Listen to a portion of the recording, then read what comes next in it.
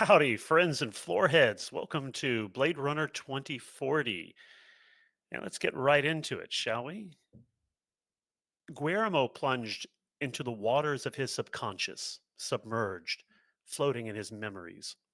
Kate was amusing herself by planting kisses all around his chest and behind his ear, and watching the little hairs on his neck stand on end. Kate, he said, then clammed up as she nibbled on his chin. Kate, he insisted once he'd come back to himself and put some starch into it lest his nerves fail him. We can't keep doing this. Can't keep doing what, Diaz? She purred, preoccupied with a soft spot on his chest. This thing between us, he heard another part of himself say. The only thing between us is this sheet, and that's easily taken care of, Diaz. Diaz? Diaz, our skin job burned down Canaan Energy headquarters last night. We got some of it on Esper. Coco is pushing it to your analyst, but you need to get someone over there. This case is crashing all around you, Diaz. You're OIC on this. I'm sending you assistance. At the press event, the UN marshals strode along the cordon.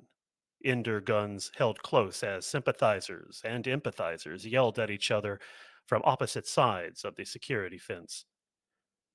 From the days when the replicant crisis was at its peak to the calm that has since been restored, David Holden has been on the front lines, making the tough decisions, guiding the RDU through difficult times, and always keeping the interest of our citizens at the forefront. For one dreadful moment, the pleasure barge hung, suspended above the Sepulveda wall, and all the city's patriarchs down in flames went, taking the wall with them. Fire and stone rained down around Guillermo before the waters restrained, flooded in to drown him. Let's go to credits.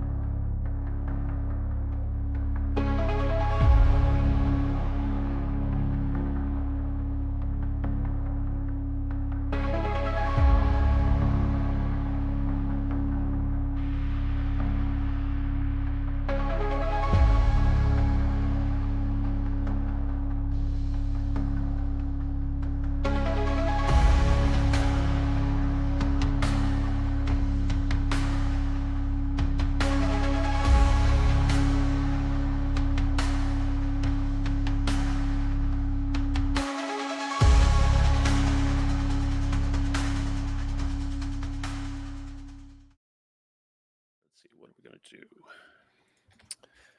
All right. Connell, what's next?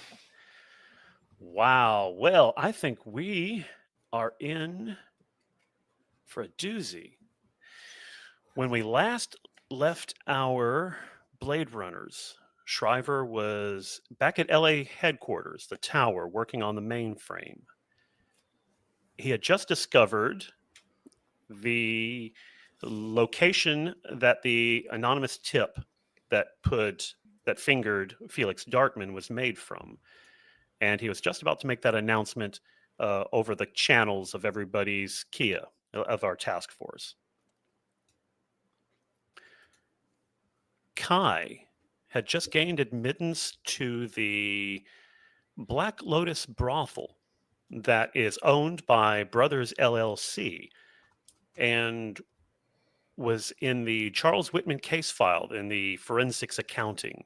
He had spent quite a bit of money over at the establishment every month or so for the last couple of years. Shu. So Shu had, well, he had a little bit of fun at Paradise Evolution, an upscale brothel also owned by Brothers LLC.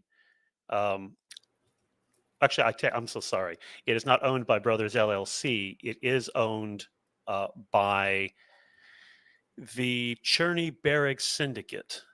And that is something that is on the streets, but because it is such a high end establishment catering to rather esoteric tastes, shall we say, that uh, it's just not a fact that gets bandied about too much.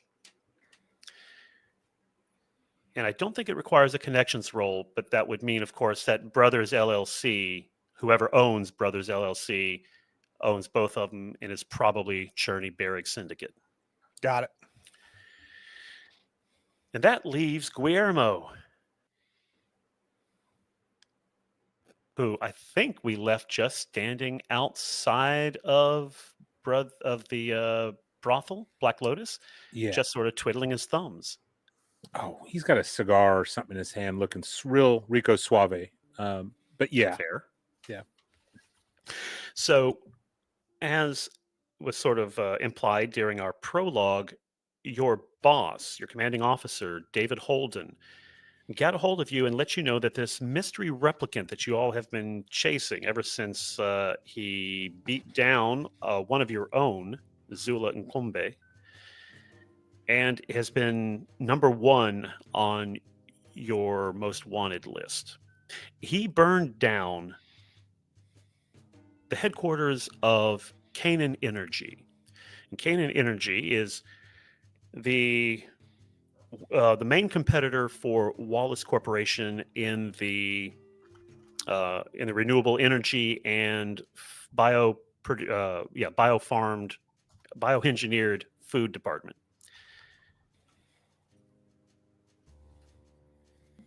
And he wants you to send somebody over to investigate and meet somebody that he has sent to help your team out.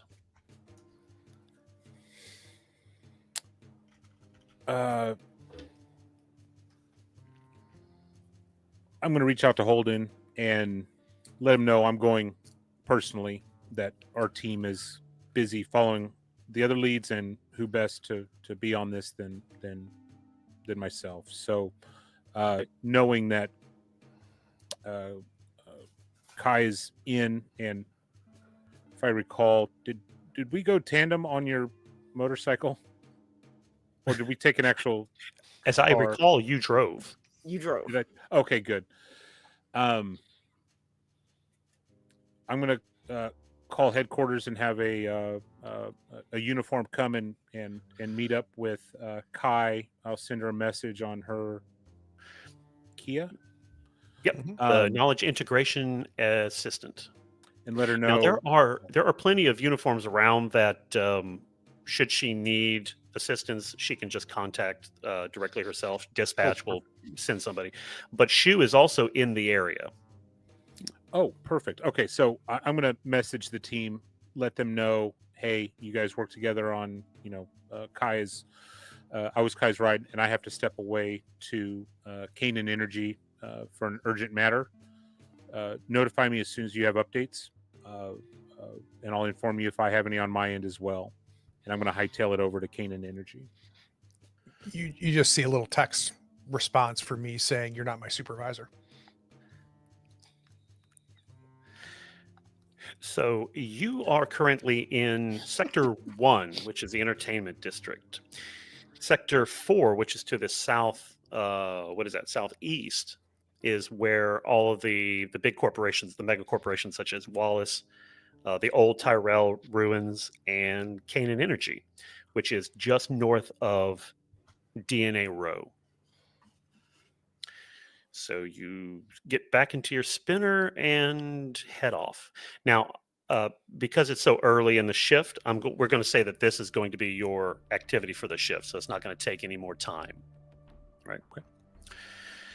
So let's put a pin in that and go to Shriver.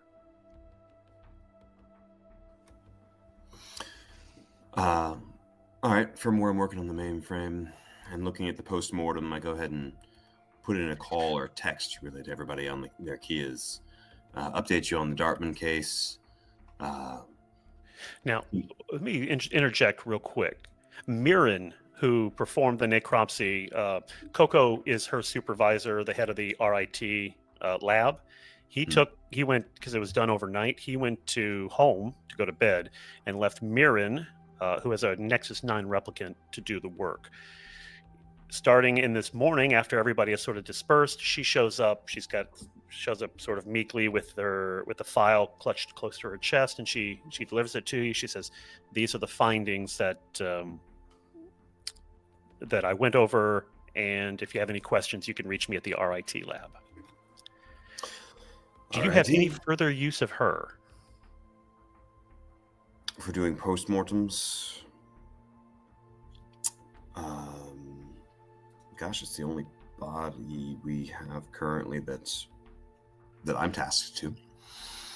So, no, I think I've got the postmortem report on Dartman, who I'm working, and no, so I don't think I've got anything for her. Well, she hands you the file, and as she does so, she's in scrubs, right? And her pants are just drawstring type of scrubs, but her shirt lifts up a little bit, and you see a jagged scar that sort of goes below, starting from just sort of above her hip, and disappears down below her pants. It's not very obvious. It's just something that your eye caught because it's pink around the edges, so relatively fresh.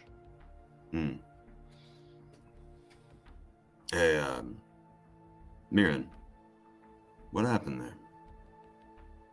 You playing in the street again? Told you don't walk out in front of things. What's up? Make a manipulation check for me.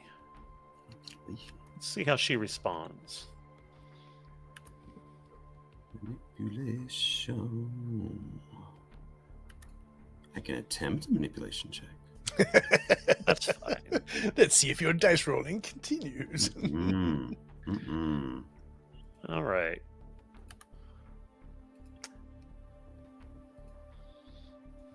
Let's see here. Sorry, I didn't have this laid out. All right. She nervously, defensively takes a step back, and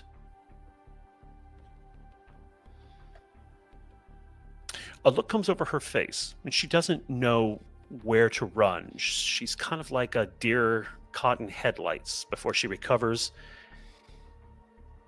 Gives you a scowl, which is quite honestly on point for Mirren. Nothing weird about that. And just curtly reminds you we should keep this professional, and moves to take off to return to her lab. All right. Shriver's honestly baffled by the entire interaction. Fife in the background. Oh, he's a ladies' man.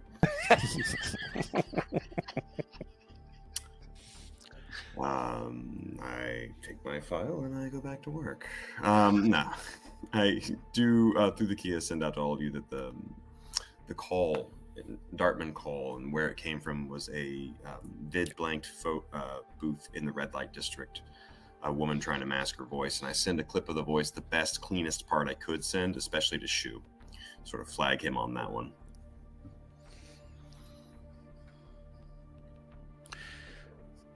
Do you take a look at the case file that she delivered to you? Yeah, I start digging into it. I'm sorry. Which case file was this again? So that is, it's in our Discord chat, the Felix Dartman case file. Oh, right. Yes, that is. I was already reading that ahead. I thought I had it in hand. Okay. Yes. So I'm basically reading through that, and as I'm flipping through the pages, I'm pulling up the Kia when I see the things about, combining what my search already through the audio with the notes that I'm getting here. I'm also letting you all know that, confirmed, probably a Nexus 8, not confirmed with Wallace yet. And last seen, jumping ship from Luna Base dry dock refitting. So this is a Deep Space Miner rig. Had some augments. Yes. augments that were a little too good. Mm. Better than his clothes. So don't know. No confirmation of fighting ring, but somebody was sliding this guy money. I'll just real brief message back saying I'm working on the fighting ring now.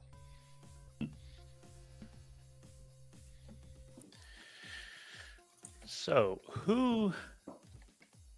whose conversation, Shu or Kai, assuming that either of them wants you in on their channel, who are you going to be keeping monitors on or monitoring?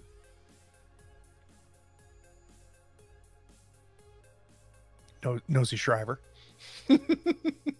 Or neither. It's up to you. I just Be monitoring Kai's. okay. I assume that's okay with Kai. Yes. She had to think about it though.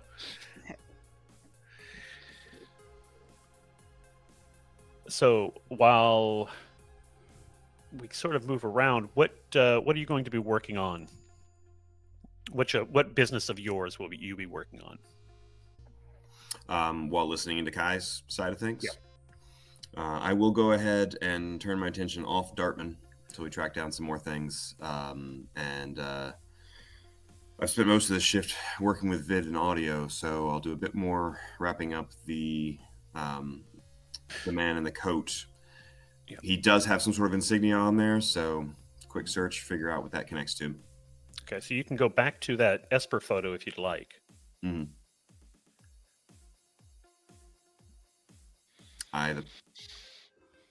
Yes, I go back to the Esper. Well, what leads do you have, do you think? None. Shriver's had a real bad day, so not much. Shriver has basically failed through most of this shift, and about all he got was that phone call from Dartman. Plus, now he's got calling in Dartman. Shriver started with the theory that we've got the beat. We've got the man in the coat that walked off with the shotgun. And then we have Dartman, and we actually know more about Dartman, who Shriver's assuming was sold out or handed to us too close to this event. So he was trying to work that connection, but basically dead-ended there. He tried the CCTV, and didn't get anything there. This guy seemed to know how to avoid it or something else, but not much going on there. That's a good conclusion. Don't forget that he also took all of her Zula's chinion out of her pocket. So he does have funds. Okay. It is possible that if he spends these, you can track them down, the expenditures. Are the chinion marked in some way that's traceable? Because it's through Chinion's her. traceable. Yeah, you can track. It's kind of like, I don't want to just say it's sort of like blockchain. Okay. Honestly, did not know. I was thinking that was basically cash. I'm like, it's gone. In some instances, yes, but the intention is that she has a lot of money, and you could potentially track it. Well, if there is a tracer as a potential tracker on her money, then yes, that would be a thing to look into. Thank you for the feed. Didn't know that was a thing. That's why I'm here. We got my near corner.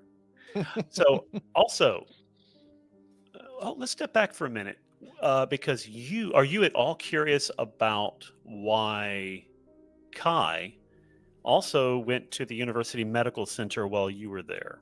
No. Because you're not at all. Wow. So we'll just put that one in the morgue file, shall we? Okay, so let me remind some of that. Okay. Is Shriver, when given freedom, took the video into his spinner and hung out by the hospital entrance with half an eye towards who comes in. When he saw someone on a bike and did not recognize them in the rain, he followed a hunch, followed into the parking deck, tried to be stealthy, doesn't know that he wasn't. But once he recognized it was her coming in, he let her be. So it's not about her. He was just making sure, or otherwise seeing if something happened, fishing, or concern from comrade. Not sure, but it wasn't about her. Right. But it's certainly nothing that you're interested in following up. Shriver? Mm-mm. Okay. So you are going to focus on the money, the chinion, and the seeing what else you can pull out of the Esper photo. Yeah, pull out of the Esper photo for identification, and if the chinion is trackable, that's absolutely a way to go. Why don't you do me make a tech roll, make it at advantage because you are on the mainframe, and you get to distribute your successes to either of those items. You can distribute them however you want. You make assumptions. I was just about to say he's super optimistic, isn't he? You forget. This shift, I went to a new noodle shop, and the grease is just... This may be pushed. If that interests you, let's get back to that. Give the dice, the algorithm, a little chance to cool down or warm up. I know that I am blocking you a little bit, but honestly, there is a story here that the dice are telling me that for all the pushes and all the efforts last session, like Shriver is just not having it. It's not happening this shift. So I think I'm just going to own that. Shriver is still just not able to achieve right now. And that might be the thing that there's in there. So I guess that you're going to ride shotgun, as it were, with Kai. Yeah. You'll be able to take notes that way. All right. So let's go back to Guillermo real quick. So you are rising above the clouds, the low-level clouds, speeding on your way to Sector 4. The night previous, when you took your downtime, you and Kate went to a party, a big social soiree. And at that party was Kate seemed to be working it, is the best that you can describe it. She had, for whatever reason, she felt the need to be seen. And you suspect she wanted to be seen with you. So there are a few notable people at this party. One was a rather famous celebrity who is famous for being famous. She goes by the name Voronova.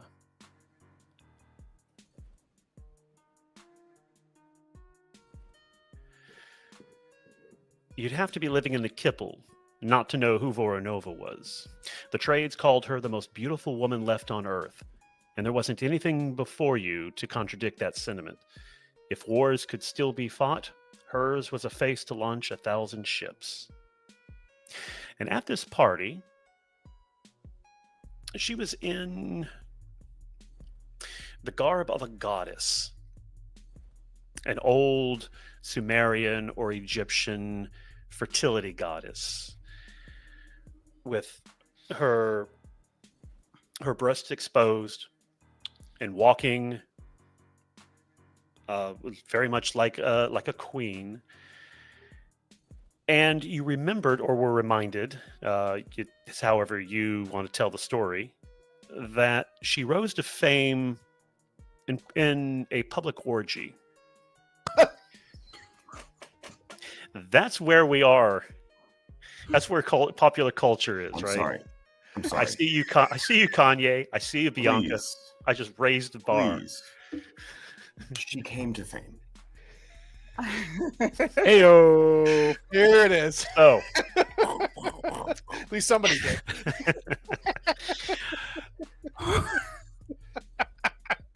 You just never want to be the first. Oh God. What? and you had a little chance to spend a little time with her if you would like. If this is something that you would like to do while Kate left you for a few moments while she made the rounds? I would definitely engage with her and say hi, but I know that there's a line, and Guillermo's not going to get heavily involved with someone of that stature, but still wants to keep up some sort of an image for Kate's sake, and so he would go make a introduce himself or say hello again. Make a connections roll. I can do that.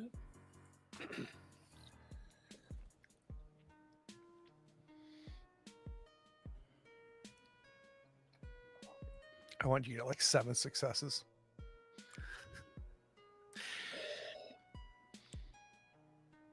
You can't push it. So Oh. Voronova is a rather young woman, 19, maybe 20. She's only been famous for, well, you've only probably heard about her 6 months since the Hollow ads with this other influencer started making the rounds. So she's probably been out for a year before you heard of her. But she's definitely of another generation, right?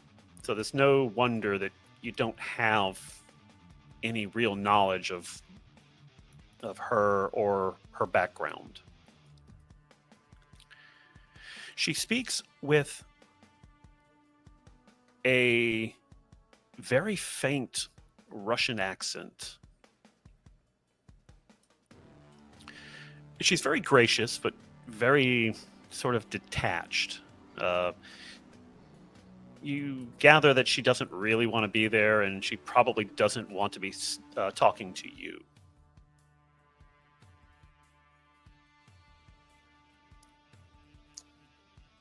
I think I'll definitely ask about if I can, based on that role, ask about that accent. 'Cause that's what I find I might be able to converse about, not her public orgy, whether I knew about it or not, or whatever, right? It's current So we should be 40-year-olds clear. trying to relate to an 18-year-old nowadays. Or maybe that's just me getting old. I get it, whatever. But it's trying to relate, but going, maybe I can talk about that and go from there. Well, you ask about her accent, and I think she comes alive. She engages with you for just a moment, and she informs you that her father, her mother died. I don't want to give you her whole life story. Sorry. She is from a Russian family.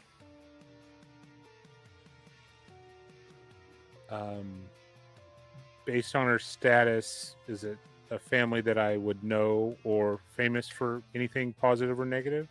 Not because of your connections role. I think that you're both tired and fatigued. Remember, Must be but the Russian Oreo oligarchy family. but you do catch a rather regal looking black man in the background, curiously watching your interaction with her. He is, well, if we were to do a Blade Runner sequel, he would definitely be played by Denzel. A little bit younger, but definitely has that charisma to him just by standing off in the background. So he definitely has a presence, and that he is watching you with curiosity. Kind of, I don't know, make an insight roll. I can attempt one.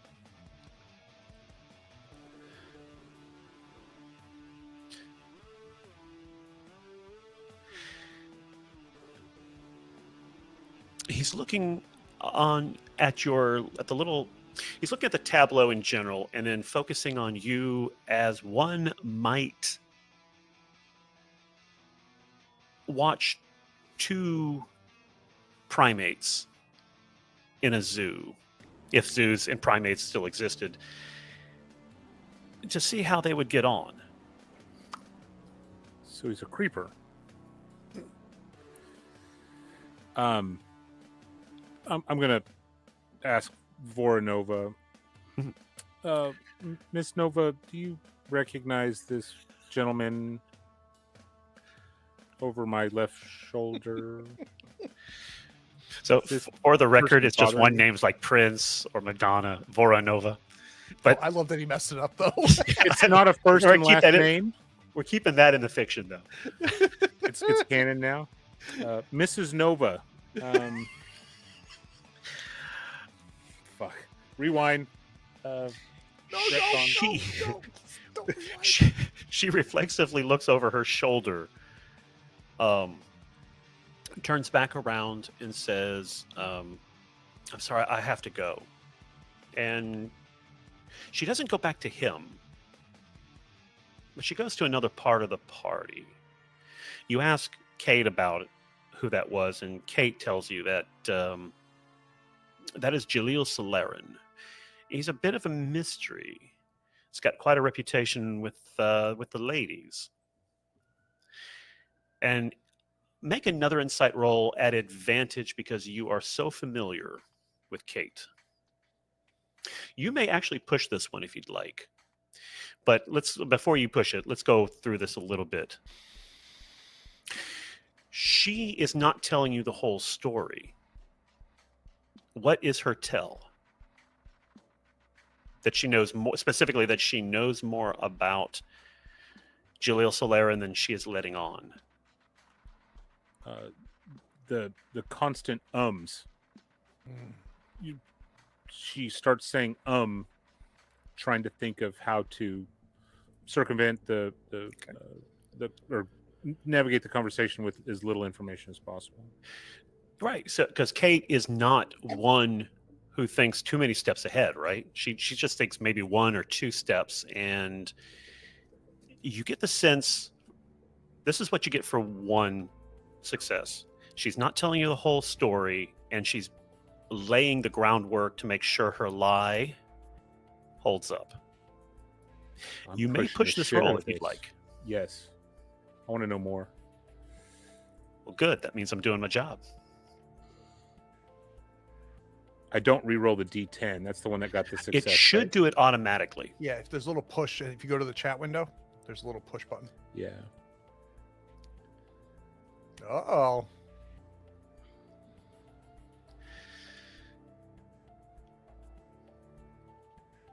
You don't know why, and you don't know how, because you guys have sort of been off for at least a year, I think you said.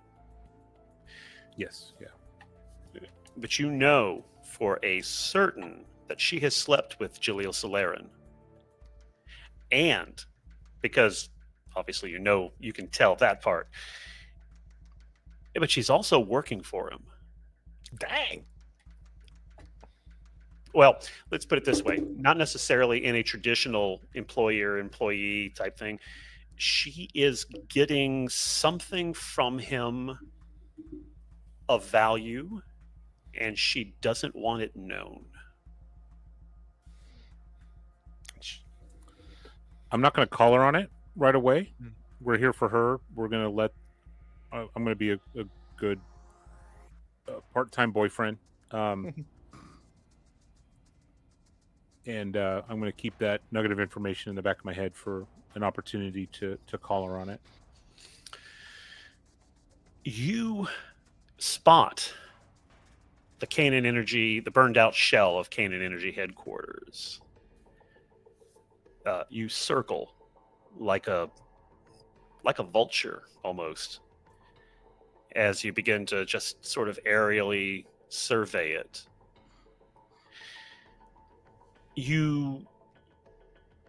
So it's a big complex, so there's plenty of places for you to land. It is well, the main headquarters is sort of this squat almost Middle Eastern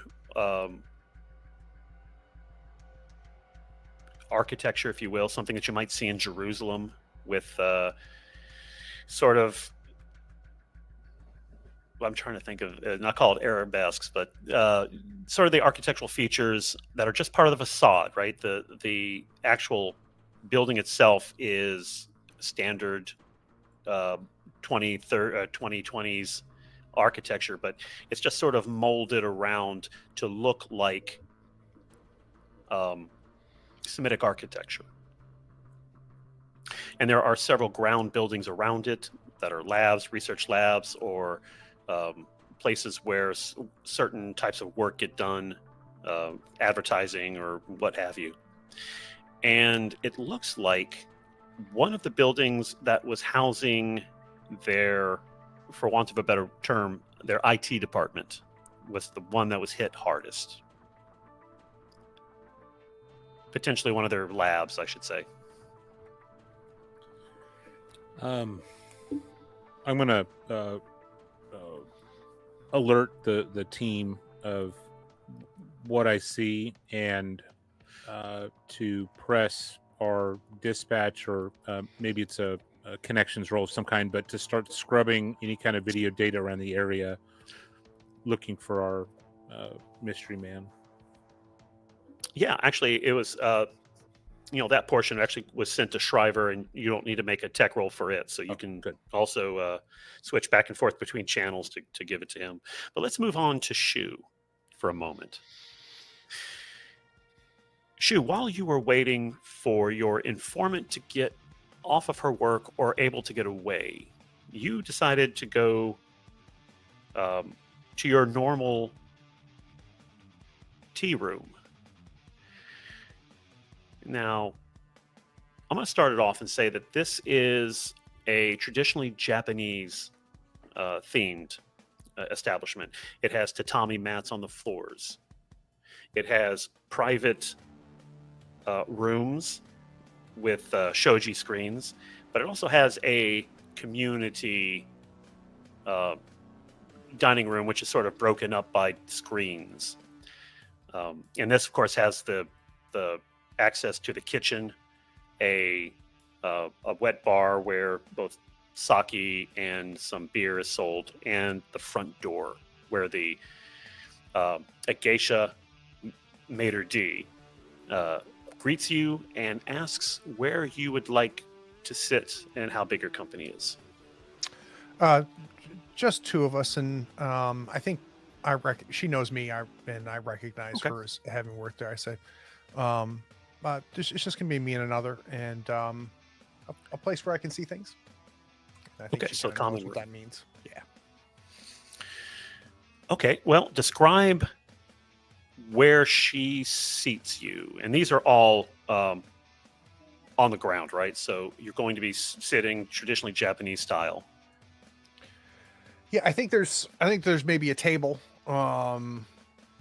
where we're all at the same level. Obviously, we're all kneeled on the floor.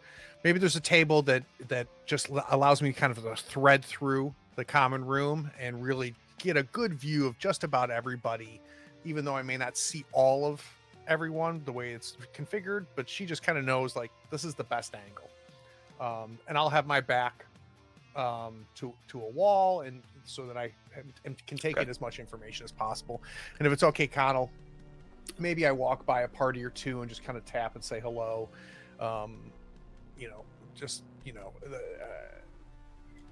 It's established that I come here a lot, and I am very familiar with a lot of the patrons. And so your presence, I think more importantly, your presence is known to everybody in the establishment. I'm not now trying it's to hide still, we're going to say it's about noon. So this is the early lunch crowd, right? Or it's coming up on noon. Mm-hmm. And you have your back to, so it's a little, we're going to say that there is a bamboo wall behind you, between you or up against the wall if you're going directly to the wall. Yep. And there's the table, and opposing that is another bamboo that separates you from the other booth. Mhm. This affords you a view of the front door, but not the back. So you can see Iris when she comes in. It allows you to see about half of the bar when the bartender. It's also so. Let's divide it up. You cannot see the beer and liquor portion of it, but you can see the noodles. The Okay. chef who cooks out in the open. You wait. Do you order before Iris gets there? Just some tea. No, and if she's, I'll wait to see if she's hungry.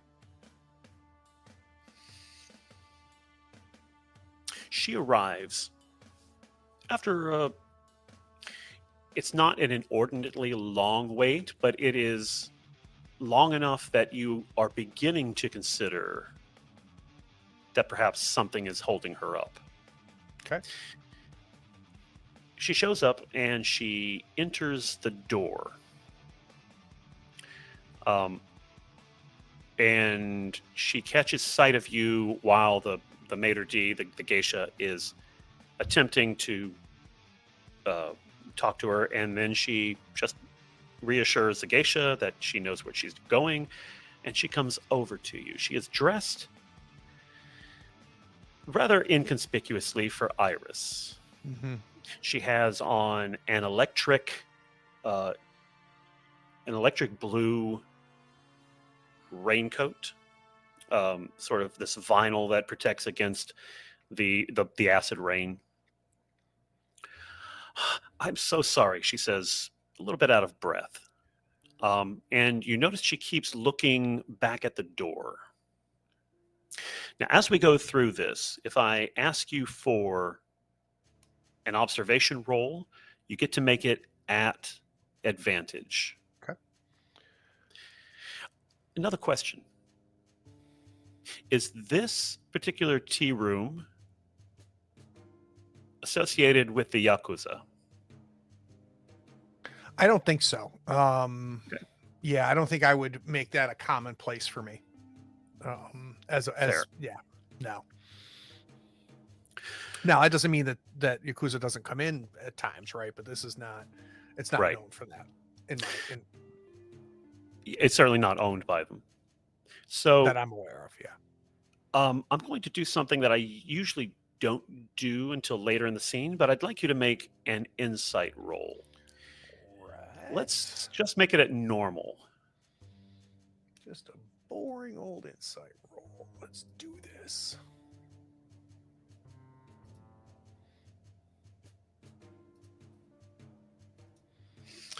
All So you right, may keeping the streak going. You may push this, but let's go through this a little bit first. When you left Iris, she gave you a peck on the cheek, reminding you that she would be there as soon as she could, as soon as she could get away. And the whole time you were getting your lap dance and she was whispering in your ear occasionally, she had her eye in the corner, at the upper corner of the room. Mm-hmm.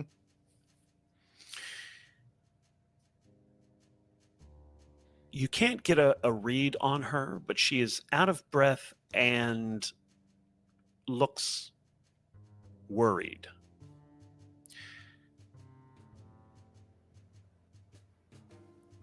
And distracted.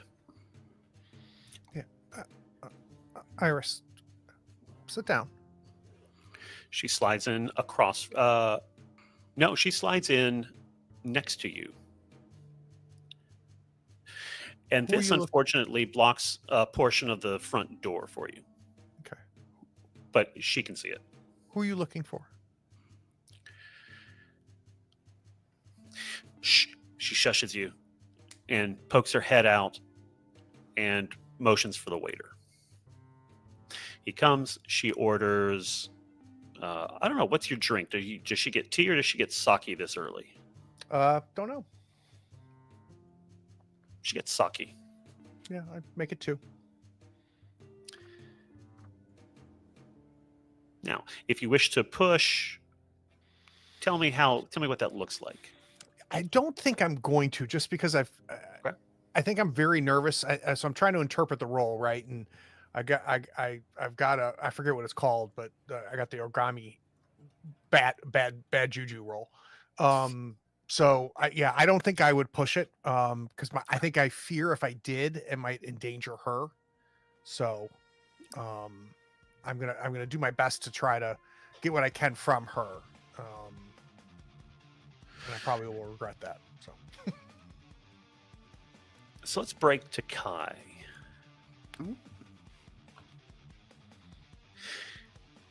Actually, let me read Magda for you again to remind everybody. Well, tell us what the brothel is.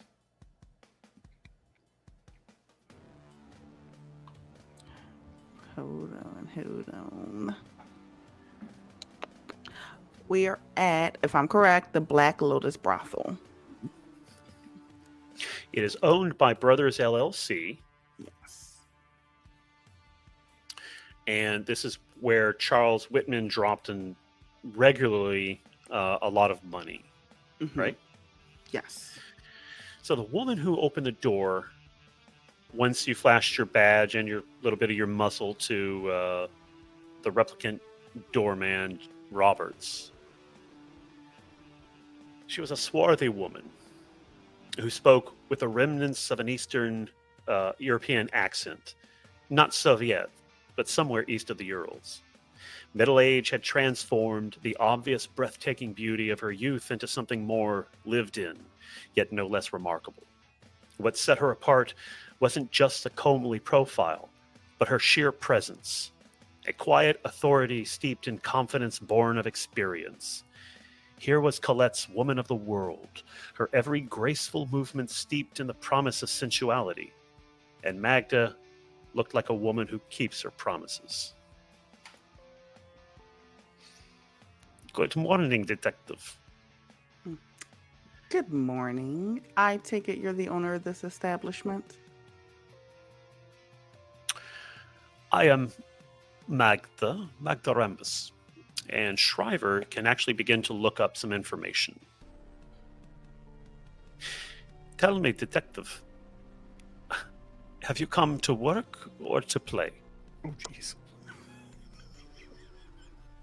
It is very early in the morning. To work. Please, come in. That will be all, Roberts.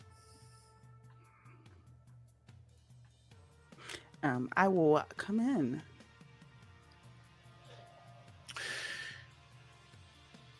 So, as you enter and the door shuts behind you, and the door is plate glass, right? Mhm. So as it shuts, the the light comes through, the early afternoon light that comes through is all sort of gauzy because there's a film on the glass door. But inside, immediately, the walls have this sumptuous wallpaper, tastefully decorated. Not something that perhaps you thought you would see in a relatively low-end brothel. Mhm. The foyer, such as it is, takes a elbow to the left and down a very short flight of steps into a room that has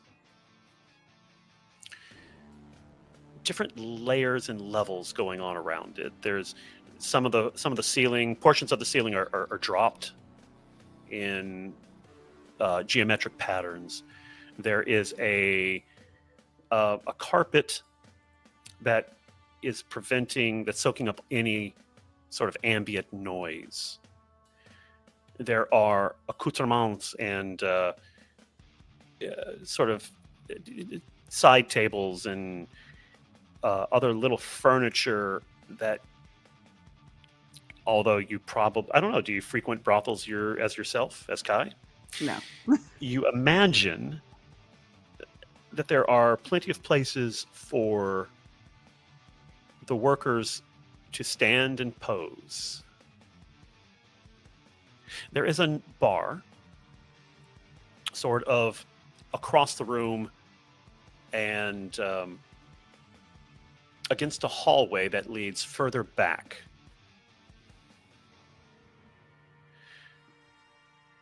Can I offer you a drink? It won't be needed. Mm. Well, it is at the end of my day, and since I am summoned, we will drink. And her eyebrow will arch at that. Tell me, what brings you to Black Lotus such an early time? And she begins to take glasses and tumblers and set them out. Well, one of a case that I'm on, your establishment has been mentioned by name. I'm sure you may know a prominent member of the UN, frequent here often, Charles Whitman. So she takes down a tall, a bottle with it's got a long neck and this golden amber liquid in it. It's stoppered with a cork. She stops, holds it, no. You look like a rye drinker. She looks to you for confirmation as she puts the scotch Yes. bottle back. So she pulls a tall cylindrical green bottle, which is sort of opaque, some translucency to it. And she pours 2 glasses measured by the glug. Passes you one. Keeps one for herself. I am sorry, detective. I cannot disclose any information about our clientele. At least not without something from somebody higher up than you.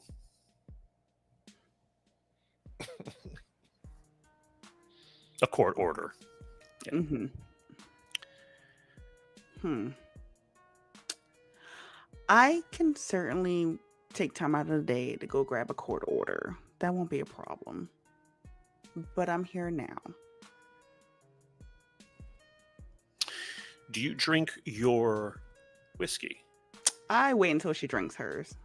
Yeah, she downs hers. She downs hers in one gulp.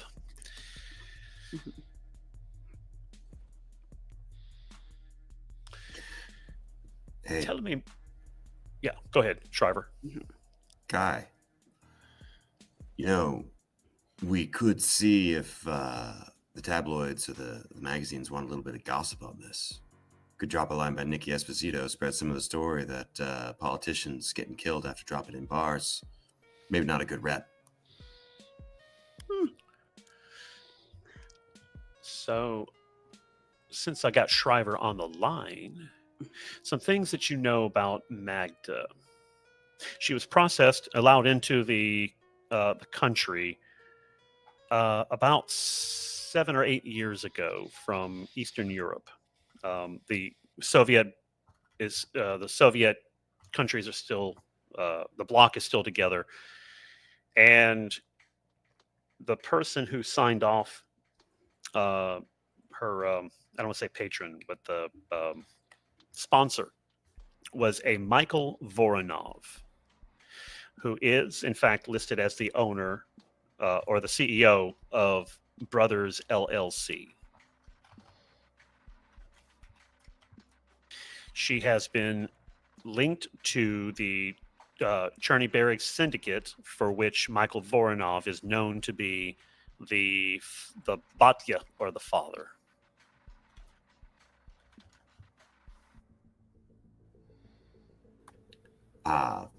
Should Shriver assume a connection to Voronova? If you are up on your popular culture, it is possible.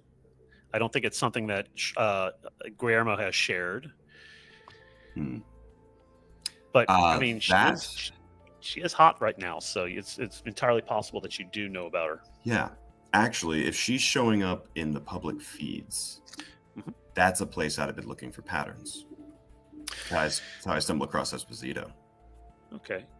So yeah. So keep that in the background, and we can follow that up. So I assume that you share all this information with Kai. Yep. Mm. Kai will stand up and kind of I walk around, look at the establishment, and then look at her and say, "This is a much better establishment than I assumed coming in. You've done amazing work." And I'm curious, of politicians being murdered and your establishment being one of the last ones they were at, what would the tabloids think? Would that affect anything? Would you care? As you are doing this, she's picked up a humidor and chosen a very feminine cigar wrapped in this black paper. She strikes a very curious looking lighter on the bar.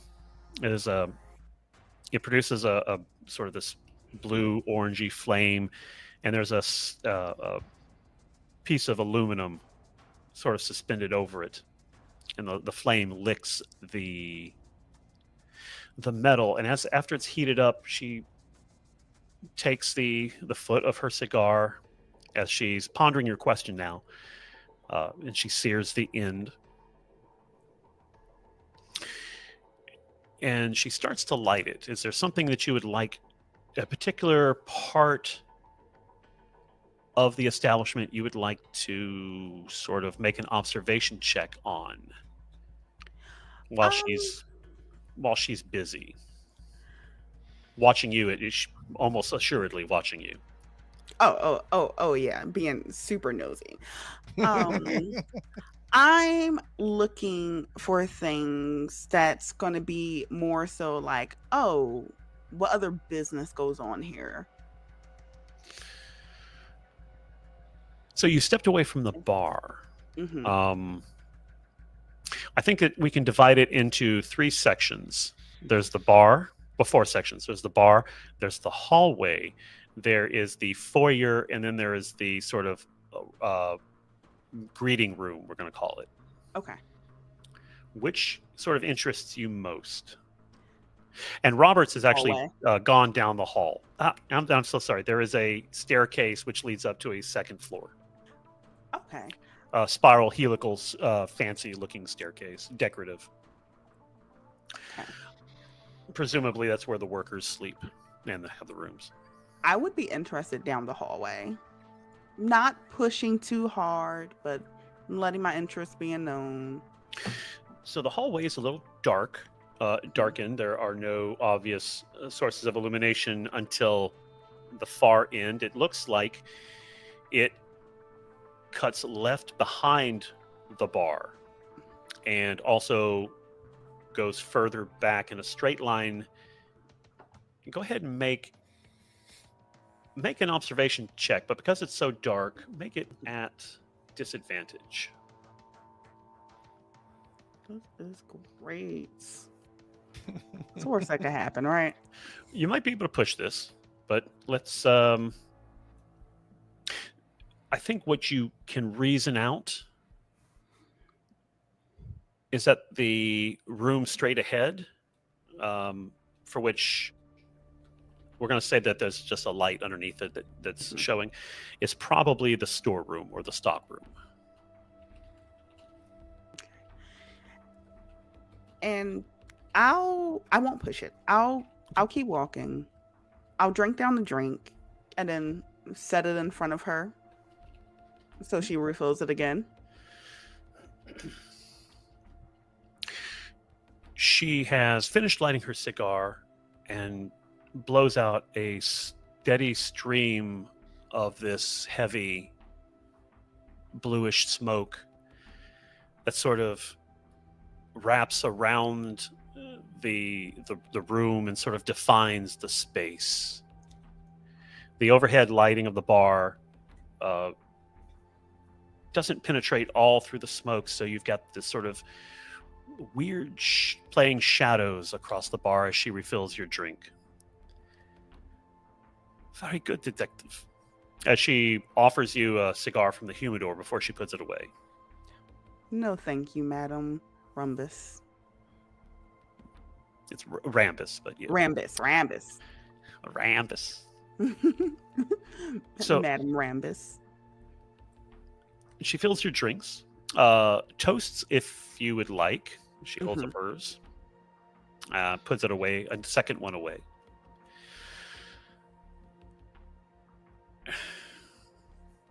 Tell me, detective, since you are determined to bring the press into our discussions, who is this Charles Whitman? I mean,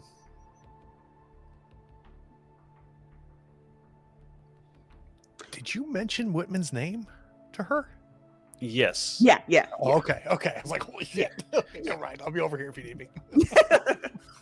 You got me going. She did, didn't she? Oh, shit. Yes. He is a man that has passed, and I'm looking for information on him from anonymous sources.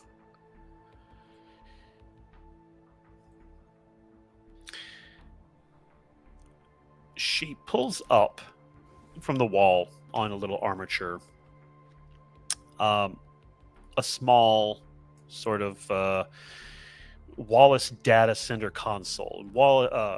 Data center.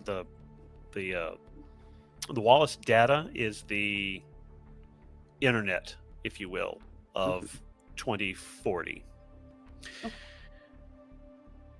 And then she taps a little bit on it, makes a small exclamation, pushes it over to you. The armature doesn't wrap all the way around, so you sort of have to lean in. And it doesn't tell you anything that you didn't already know. Charles Whitman was here on the date, which is consistent with his report. Mm-hmm. If you want more information, detective, I would have to go deeper into our files. But I must know that this is not just a, how do you say, a witch hunt, or a way to smear such a, and she looks at her screen again, UN trade deputy? Absolutely not. Not a witch hunt, and it will not fall back on you.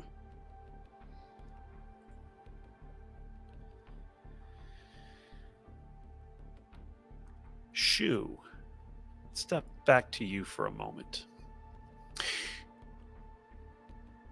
What do you want to start asking Iris about?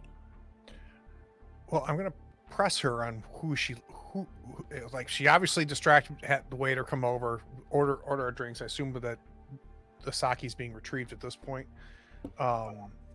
And I squeeze her knee under the table and I say, "Who are you looking for?" The guys, the muscle at Paradise Evolution. His name is Rue Hoskins. He knew that you came to see me. I think he's got it out for me. Okay. And did he follow you? I don't know. She looks at you like you're, ask something obvious. Well, of course he followed me. Now I just got to find him. That sort of look.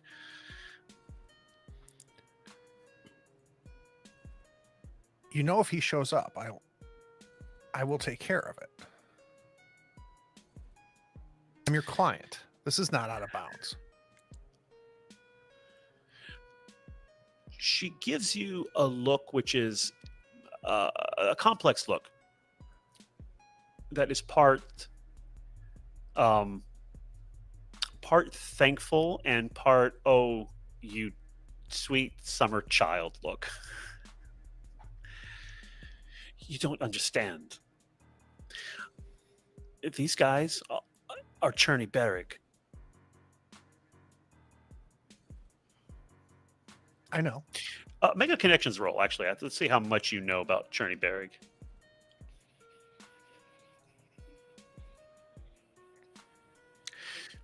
Quite a bit, actually. Everything. Well, I wouldn't say everything. There is more, and there is more to be had if you wish to push it. But let's see what you got. So Cherney Berrig. Well, what don't you know about them so far? What is something that you'd like to know about them? I don't know. Well, let's start. Cherney Berrig is currently the syndicate on top. They are into, they're into black marketing, replicant tech, and there are rumors that they're involved in replicant fights. Yeah, which is I think knowing that is probably what brought me to Irish from the beginning, right? Right. Knowing who owns the club, the connections there. For a little bit of background, probably foolishly, not afraid of them. In my mind, You are the streets. well, not only is my gang stronger than your gang, right? Who I work for, in my mind, and two, I don't value my own life that much, so being dangerous is something I'm very comfortable with. So I'm and I think Iris knows that about me, and I said, Iris, if they're not going to do anything to you, I wouldn't let it happen. But I know that there's a connection here, and I need your help.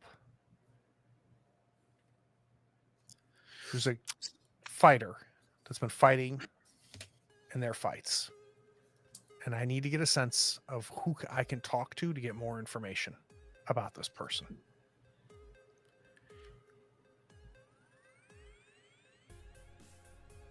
So this isn't about your police commissioner? That's part two. Or Do you is have it? I don't know, Iris. Do you have a picture of the guy? I bring up Darman on my Kia.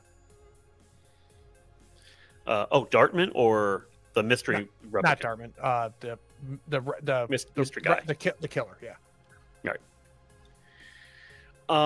So she takes a long look at it. I have never been to the fights, but yeah, that's Ray's, and he tried to join the underground. So if it hasn't come up, I don't remember if it has or not. Iris is also a contact with the replicant underground. Okay. Yeah.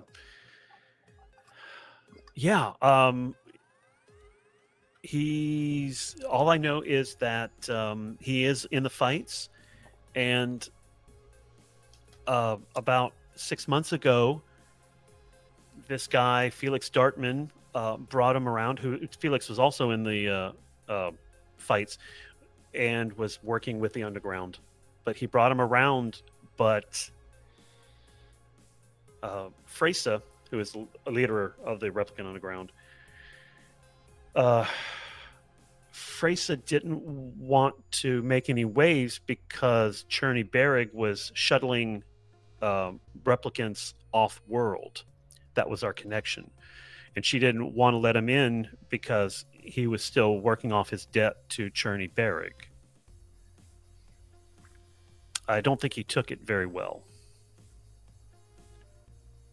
So Iris, I want to take you out of this loop as fast as possible. But I need you to point me in the right direction. So if I need to find him or Dartman or somebody who might know where I could find them, just point me in the right direction. Well, last I heard, he's out on the streets, isn't he? Isn't he the one? Right. I guess what I'm asking, Iris, is do you have any sense of where he could go or where he might frequent? Would he still be involved in the fights? Is there anywhere you can point me where I can get a little bit closer to finding him? Make a manipulation check for me. No, I'm sorry. Make a connections roll. Okay. You make it at advantage. I think this is. I think really you're trying to. Well, okay. See, that's where all. I hope you're paying Shriver's attention, successes Jesse. went. Okay, so you want you click with the left button, Jesse. That's how you. Wait. There are buttons in this game? Go ahead. I'm sorry, Con. No, I was trying to gather my thoughts and what exactly she could say to satisfy your question. 3 successes worth of question. Yeah.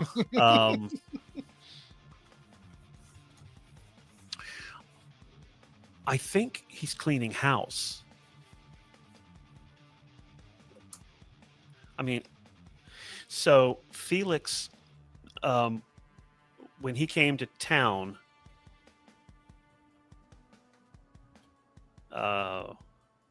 sorry, your GM just realized he didn't drop that countdown event yet. So overnight, also, we're gonna back this up a little bit. It's a very sort of ancillary to the plots, which is probably why I skipped it. That's great. Let's do this, Con. Let's take a quick 10-minute break, and then we'll do it on Okay. the other side of the break. All right, cool. We'll be Got right it. back.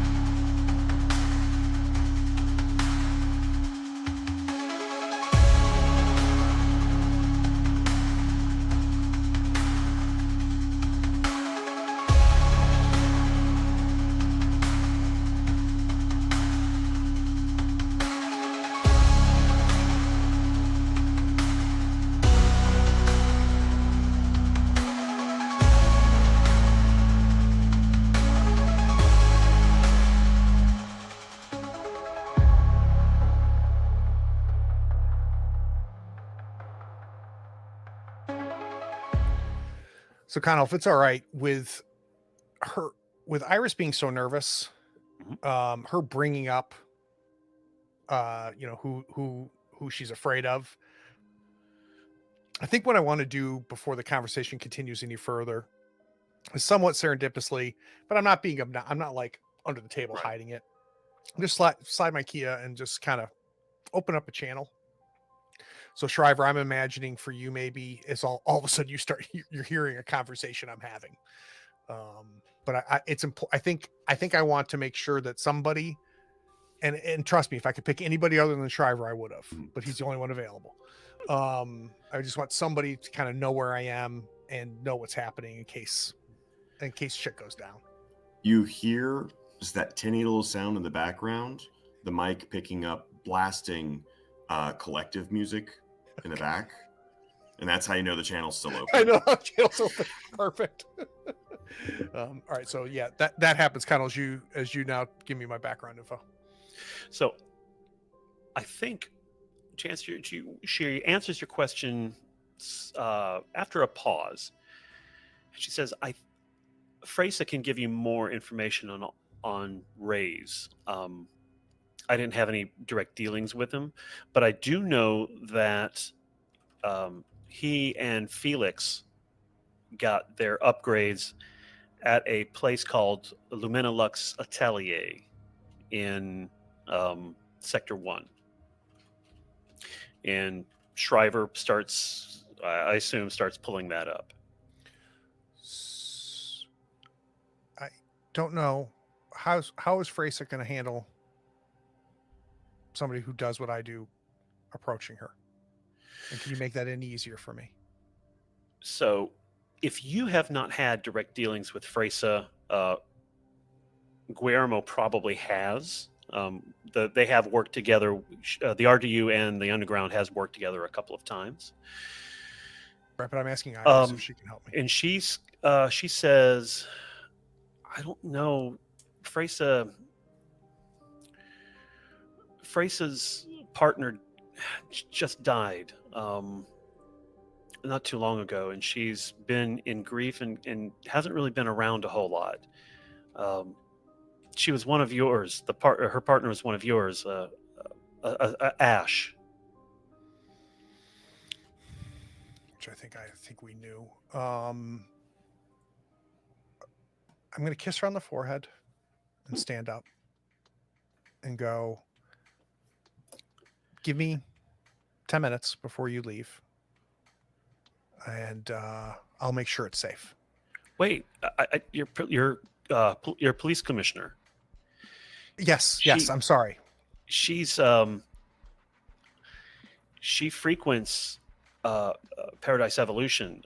Rue Hoskins goes to pick her up, and she has some pretty strange kinks. She likes the rough stuff. Okay. How about? Go ahead. No, that's it. Go ahead. I was just to say that's good information, Iris, and that's information I probably could use. Just do me a favor for now. Keep that lidded. But I might want some more details. And I would not be angry if you kept whatever channel this is that is giving you this information open. Okay. She gives you this sort of guileless, open-eyed look as she nods. Okay. Are you working tomorrow night?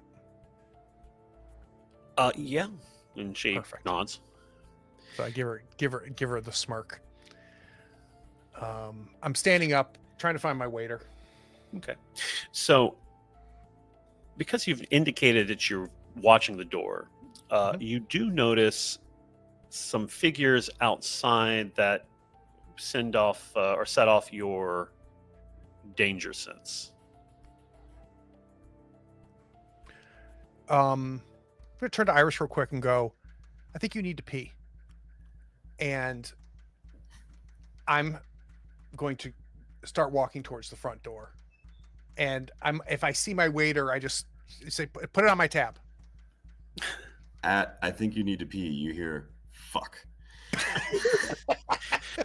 And the sound of spinner keys being picked up off a desk.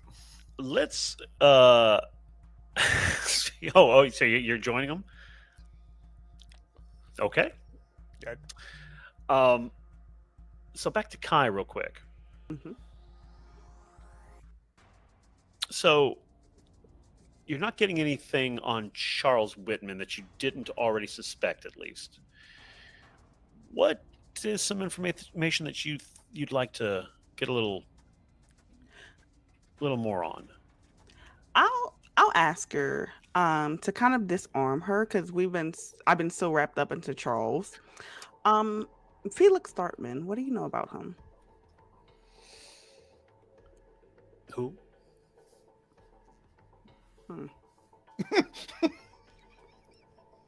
Is she telling the truth? Let's go a little bit further with your other questions and make one insight roll at the end. Okay. A replicant. Maybe dealing in the fighting ring, heavy modifications. Okay, let's make the Oh. insight roll now. Okay. Go ahead and make it. Say, 3 successes. give me a second. 4 successes. Critical success. Well, actually, she gets an insight. Hang on. But you may be able to Can Jesse roll it for you? push this. Yeah. My job is to absorb all the bad rolls. For the team. You've done That's how I some help. Indeed.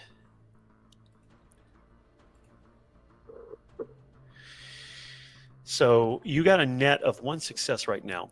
As you go through that, she does something that'll, at the mention of the underground fights.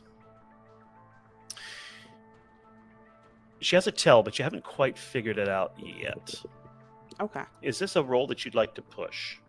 She wasn't lying about Felix. Okay. Well, actually, yeah, no. She may have been lying about Felix Dartman. Okay. I'm gonna push it. All right. Bada boom. I will accept that. I believe. Yeah. Yes. She knows something about both of those things. Ooh. And I've been playing it very cool in this entire moment with her. I'm gonna take my finger, go around her face. That look right there. What do you know?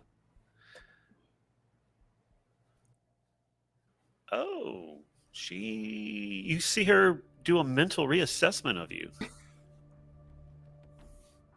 I am so sorry, Detective. When I asked if you had come here to work, as if you were going to take one of my beds and turn tricks. You are no slut. Jesus.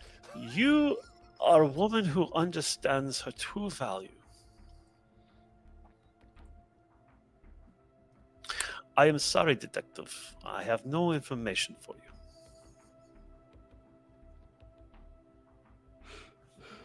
Well,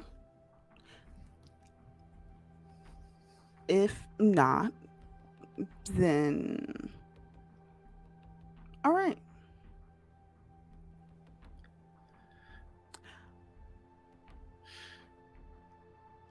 We will see what your employers say when your sales come down.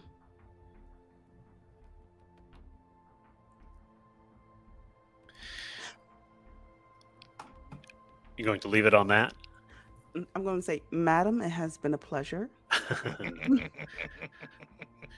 And you finish your whiskey and leave. Mhm. It's a shame, Detective. Such a woman can go far in this business. There's glass ceilings where you are. Oh. Yeah, I think her slight smile may have turned down a bit at that. I think that stung. Well, I will call in. I need surveillance on the Black Lotus, though. Nice. Um, so that will require a connections roll and a promotion point. You're breaking my bank. I I can do know. that. And It's connection. the job of the rules. Your humble GM is just okay. That's enough to get the connections. Just mark off one promotions point, Yes. and let's sidestep to Guillermo. Let's say that you've landed the spinner, and waiting for you. I assume that you're going to go check out the lab. Waiting for you is a beautiful, dark-skinned woman in a personal spinner wheelchair. Well, not a wheelchair; it has no wheels, but a mobility assistance device based on spinner tech. Her name is Serena Devine. She is a private detective, private eye, who does consultant work for the LAPD and, on occasion, the RDU. Guillermo, is that you? And she speaks in a Caribbean accent, which I'm not even going to attempt. Good call. Miss Devine, how are you? Island accent, as she is a climate refugee. As always, I am waiting on you. How is this possible? But she says it. She says it in good humor. Thank you, Miss Devine. I know I can always count on you to bust my balls, so thank you very much.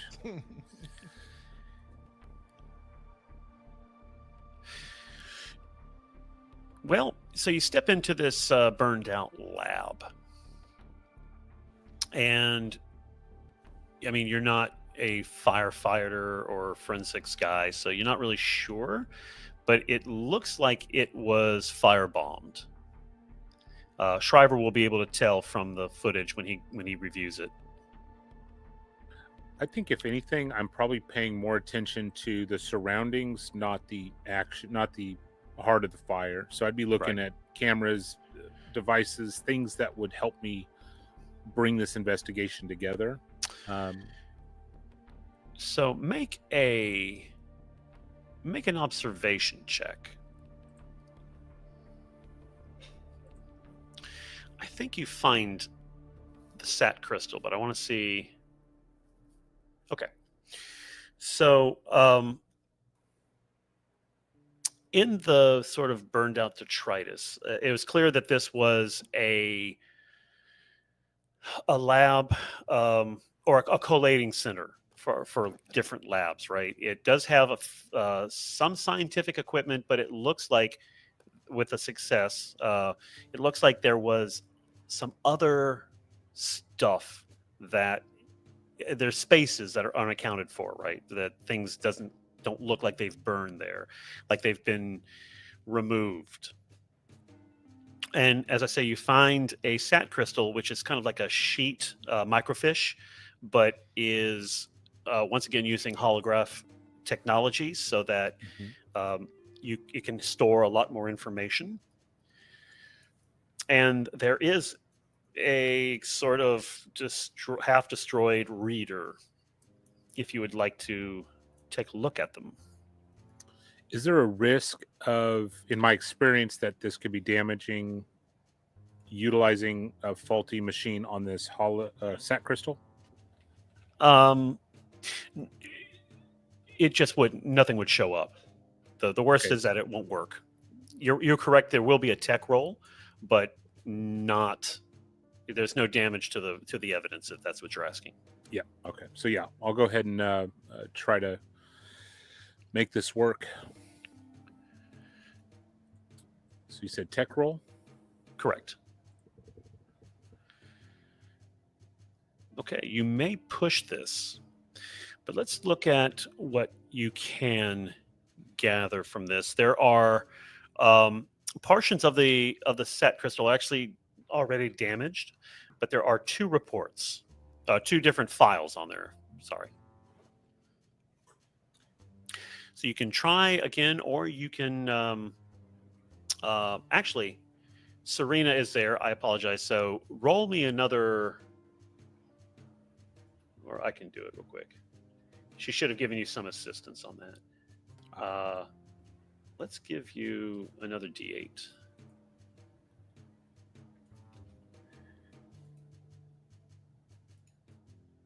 There it is.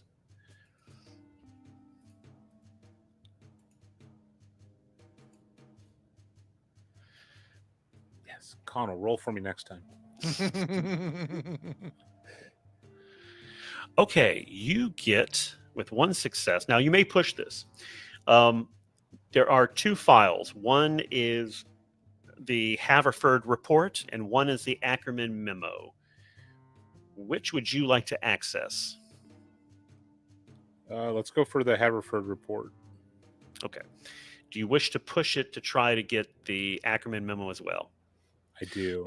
Go ahead and just re-roll. You're not going to re-roll hers, so just re-roll your tech roll. Tech roll. At an Which I guess we advantage could just again? push it in this case. What's that? Do I do advantage again or not? No, Just roll it just no, normal. just straight. Yeah, because you're not basically you wouldn't re-roll the 6. Holy crap! Well, you get Bust both this of them. Open! I would like to read this real quick then, or you can read it if you'd like. Please do, my friend. So the Haverford report from Randall Haverford, Executive Director of Strategic Operations, to Canaan Energy Board of Directors. Subject: Post-Operation Assessment and Strategic Justifications for the Ramanuja Initiative. Overview of Shenyang operations and strategic rationale. The Shenyang colony operation, initiated in 2036, was designed with a clear objective: securing the Tannhauser Gates strategic advantages and positioning Canaan Energy as the primary entity capable of harnessing Shenyang's resources. Due to Shenyang's private nature and its geopolitical ties to our interests, there was a rare opportunity to gain leverage over Wallace Corp, whose monopoly on the Nexus replicant line, courtesy of recent concessions from the UN, threatened to marginalize Canaan's own competitive position in replicant engineering. Ramanuja Station was, and remains, the critical entry point to Shenyang. Our plan was therefore straightforward: deploy Chimera unit led by RZE-R-157A/1Z to neutralize Ramanuja with minimal collateral damage, preserving it for future operations. RZE and Chimera unit executed this directive flawlessly, reaching Ramanuja in record time, navigating high-stakes opposition, and completing tactical objectives efficiently. The overarching setback, the withdrawal of our main force, was an unforeseen issue beyond Chimera unit's control and was the direct consequence of unexpected enhancements in Shenyang's defensive replicant technology. Operational challenges and rationale for strategic withdrawal. Wallace Corp's acceleration in Nexus development, largely due to access to Tyrell's original R&D, placed their products several generations ahead of what Shenyang had been able to procure prior. Nonetheless, pre-operation intelligence overestimated Shenyang's dependency on Nexus 5 models, rendering Canaan's ground forces wholly unprepared for Nexus units displaying near Nexus 9 adaptability and tactical sophistication. Under the circumstances, our rapid withdrawal of non-essential forces was the only sound approach. Attempting to engage further in a direct confrontation would have jeopardized not only Chimera unit, but our broader standing with UN regulatory bodies. The decision to abandon Chimera unit was necessary to prevent incriminating evidence of replicant prohibition violations. Exposing our advanced replicant lines in a military capacity could have escalated the UN's scrutiny into a full-scale investigation, bringing the entirety of our operations and even solvency under threat. Maintaining corporate compliance, even in challenging environments, is essential for our survival in an already competitive landscape. In short, retaining Chimera unit was, at the cost of violating replicant prohibition, was an unacceptable risk. Compounding issues: Jotun DNA exhaustion and suspected corporate sabotage. This plays into your key memory, Guillermo. Further complicating matters was the ongoing depletion of the Jotun DNA template, a foundational component in our advanced replicant line. Integrating Jotun's DNA with the Nexus 7 base architecture accelerated degradation within the line, limiting viable production to only a few variants and leaving Kanan without a clear replacement. This limitation diminished our ability to reinforce Chimera unit with long-term resources, meaning our investment in Shenyang was finite and, in hindsight, irreplaceable. Furthermore, internal investigations have raised the alarming possibility of corporate sabotage and espionage within Kanan. Our proprietary Nexus 7 variant work shows signs of having been compromised, possibly through high-level defection or infiltration. It is suspected that a lead bioengineer who was directly involved in both Jotun DNA integration and the development of RZE's iteration may have leaked sensitive information that undermined our operational integrity. This individual, under long-standing suspicion of divided loyalties, may have critically weakened our proprietary advantage during essential stages of RZE's development. Kanan remains committed to fortifying internal security protocols and investigating these breaches to safeguard future developments. Financial summary and strategic forward plan. While we acknowledge that the Shenyang operation demanded significant resource allocation, it is critical to weigh these costs against the immeasurable impact of full-scale exposure. Had the UN acquired actionable evidence of our advanced replicant technologies deployed in Shenyang, Kanan would face insurmountable regulatory fines, operational shutdowns, and the permanent loss of replicant development privileges. The operational loss, while impactful, was a calculated and necessary commitment decision, securing Kanan's broader market position by mitigating existential threats to its legitimacy. Kanan Energy remains steadfast in its commitment to proprietary security, compliance with UN regulations, and blah, blah, blah, blah. Signed, Randall Haverford, Executive Director of Strategic Operations, Kanan Energy Corp. The other file, which is much shorter, the labeled Ackerman Memorandum, internal memorandum dated September 21st, 2031. From Dr. Lenore Ackerman, lead bioengineer, to Randall Haverford, executive director of replicant development at that point, Kanan Energy Corp. Subject RZE-R-157A/1Z. Development of operational feedback loop. Executive summary of early capabilities and iterative refinement protocols. Mr. Haverford, I trust this memorandum finds you in good health and sufficiently apprised of our Nexus 7 developments. As requested, this update provides a detailed overview of our progress with respect to RZE-R-157A1Z prototype, informally referred to as RAISE. Allow me to note, however, that certain insights here may elude those less acquainted with the finer points of neural integration and command calibration. Rest assured, I have attempted to make these details accessible. RZE's core capabilities. RAISE exhibits extraordinary prowess in destabilization and command functions, surpassing the performance benchmarks we established with preliminary R series prototypes. As the 157th iteration of the R series, RZE uniquely integrates the Nexus 7 alpha neural net architecture with the DNA of Jotun, the replicant terrorist who orchestrated the high-profile kidnapping and assassination of the mayor and key dignitaries. Jotun, a Nexus 6, inexplicably extended his lifespan well beyond the standard 4-year limit, a feat we traced to a remarkable genetic aberration in his most relevant chromosome, which exhibited genetic repair 99% more efficient than typical biologics. Although this alone cannot fully account for his survival, it is widely believed, though unsubstantiated, that Jotun employed supplemental medical procedures such as hematotransfusion to further sustain his existence. This genetic foundation introduces complex traits in RAISE, indicating tactical intuition and adaptive violence modulation that exceed anything in standard Nexus models or even advanced prototypes.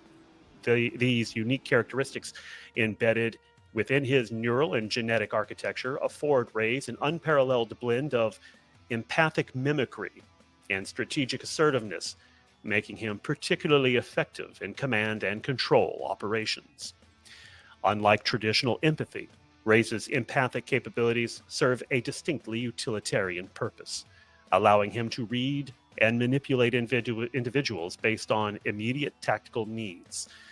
His advanced alpha neuronet processes these social cues with alarming precision, adjusting his tone, posture, and even micro expressions to create favorable outcomes without compromising mission objectives. Indeed, he perceives a highly efficient social calculus. We observe this as manipulative empathy, a skill we anticipate will prove invaluable in long-term infiltration and destabilization operations. Concluding remarks. There is a little bit that you can read, but it's I don't think it's critical here.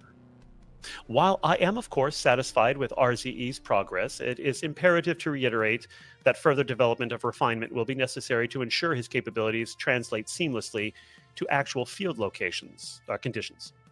We are at the edge of Canaan's replicant engineering frontier, and I remain cautious to avoid overextension and expectations.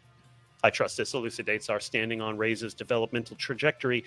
Your consideration and insights are, as ever, welcome, and I remain at your disposal for a more detailed discussion should it be necessary. Will I get a copy of that so I can read it after this session and get refamiliarized with everything? Sure. Ultimately, it sounds like that there's some... did I catch this right, that the RZE could be potentially this prototype that we're seeing with the extra strength? Is that the connection we're making here?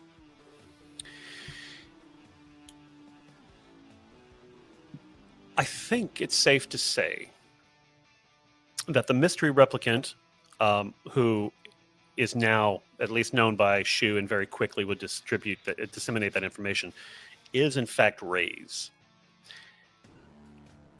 And what I think that you should take away from this is that they poured an incredible amount of resources.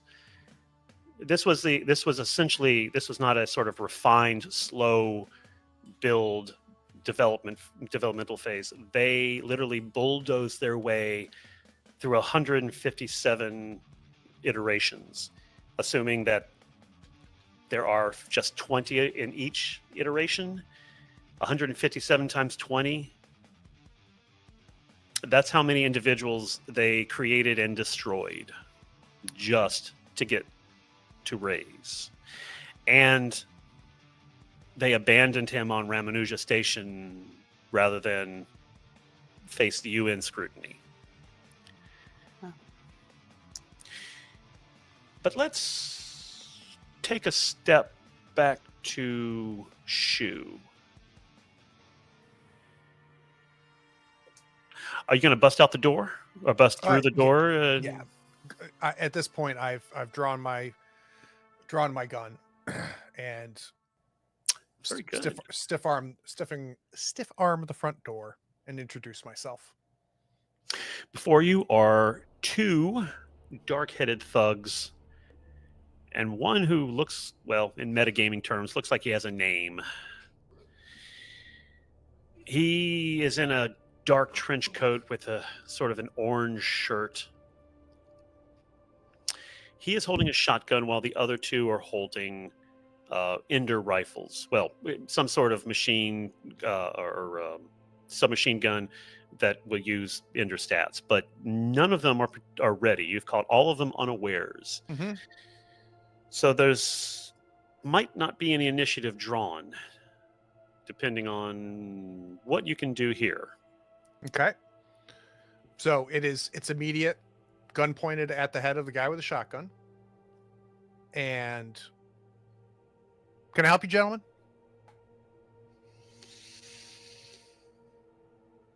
What effect do you want to bring about? Do you want them just to immediately back down, or do you want to have a conversation? The first thing is I would like to see guns go away. I would like them to acknowledge my superior position. Make a manipulation roll at advantage. And actually, Superior. I'm not too classy to avoid the high ground joke. I'm just All right. 2 successes in a origami All right. and a unicorn. Oh, poor Well. babies. So immediately he hands his shotgun to one of the thugs who are trying to look like they don't really know what to do. They're just kind of flunkies. Mm-hmm. So I'm keeping the gun pointed at the guy that had the shotgun. I give him a little bit of a nice, smart move nod, right? Not taking my eyes off of him. I'm now to address the other 2 goons going, it's full here, so if you're thirsty, you need to go somewhere else. He says, now you would expect, being someone who lives in the South, that I would be able to pull off a credible Creole accent, but that is not the case. So I will just do a drawl. Okay. And he says, well, now, we were just following up on a little bit of a runaway replicant. You may have seen her.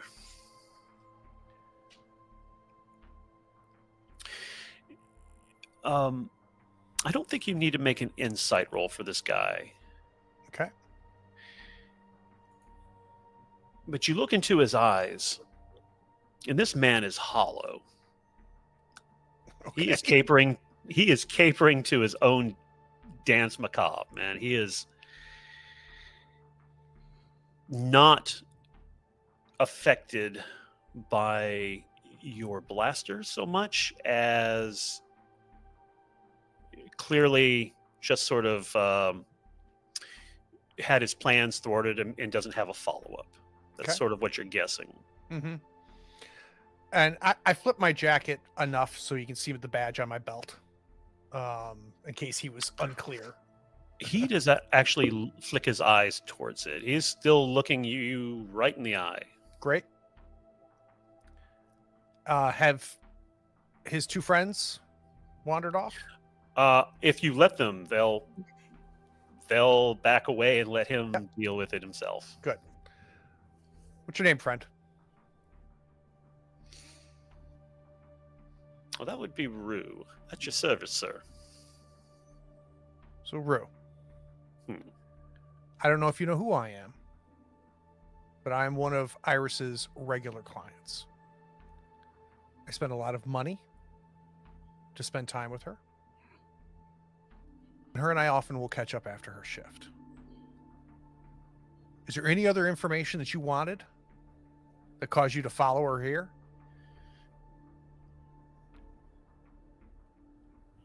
Gentlemen should not lie to each other, sir. It's insulting. So don't. What else do you need to know? Why are you following here? Why are you worried about me spending time with her?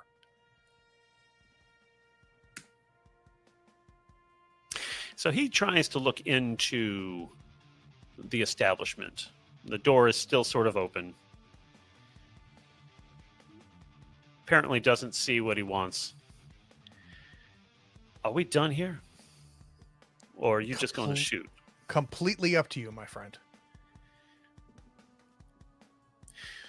Because I haven't been having a great day so far, and you shooting that hand cannon might improve it a bit.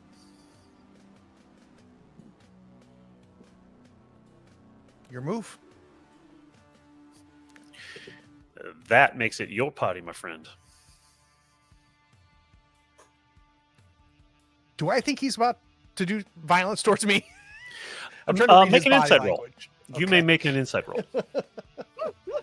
Duck. He is unarmed, of course. Understood. He stands. How tall is Shu? I hit the wrong button. Can I roll that again? Yes, go ahead. I'm gonna push this. Inside is blam. Well, how tall are you? I'm Shu. probably like 6'1". I think you've got a couple of inches on him, but yeah, he is a stout In height. corn. Yeah, Sorry. he is a corn-fed boy from the swamp. So go ahead and make that push, and then tell me how you do it. Jeez. So what? The reason I made the roll is I wanted to get a Right. sense of whether I can read his body language, right? If he is going to aggress this, so he's talking the talk. And I'm trying to get this. So if I'm not going to get any advantage here if he does, right? Right. I'm not able. I don't know him well enough. I'm not reading him well enough. There is a certain, I don't know, has the tension been rising, or are you just not being fooled by his bluster? I've done this enough that I'm ready. And understand this could go two different ways, because there's some people that just me flashing the badge and having a blaster in your face is going to be enough to wrap up the conversation.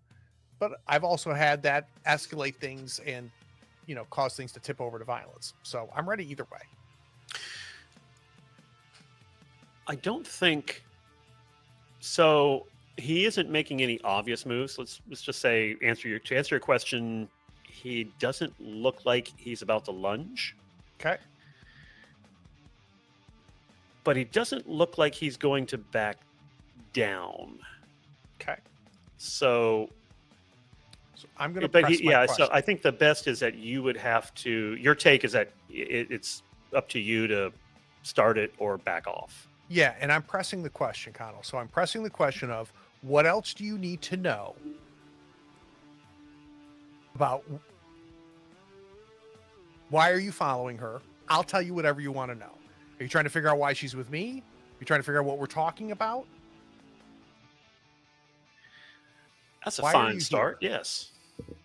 Oh, again with the lies. Let's not pretend we don't know why I'm here. I'm getting very frustrated with you right now. You followed Iris here. I need to understand why. If you followed her to get information, I will give you this information. My friend, if you do not shoot me now, I will come after you. Okay, I'm shooting them. As long as you as long as you're Right. Like, I mean, like literally, like, so, Well- ideally non-fatal, but yeah. well, hang on. Let's go ahead and go to credits and save Oh, this. jeez. Well done, Connell. Well done. You're learning from Next evil.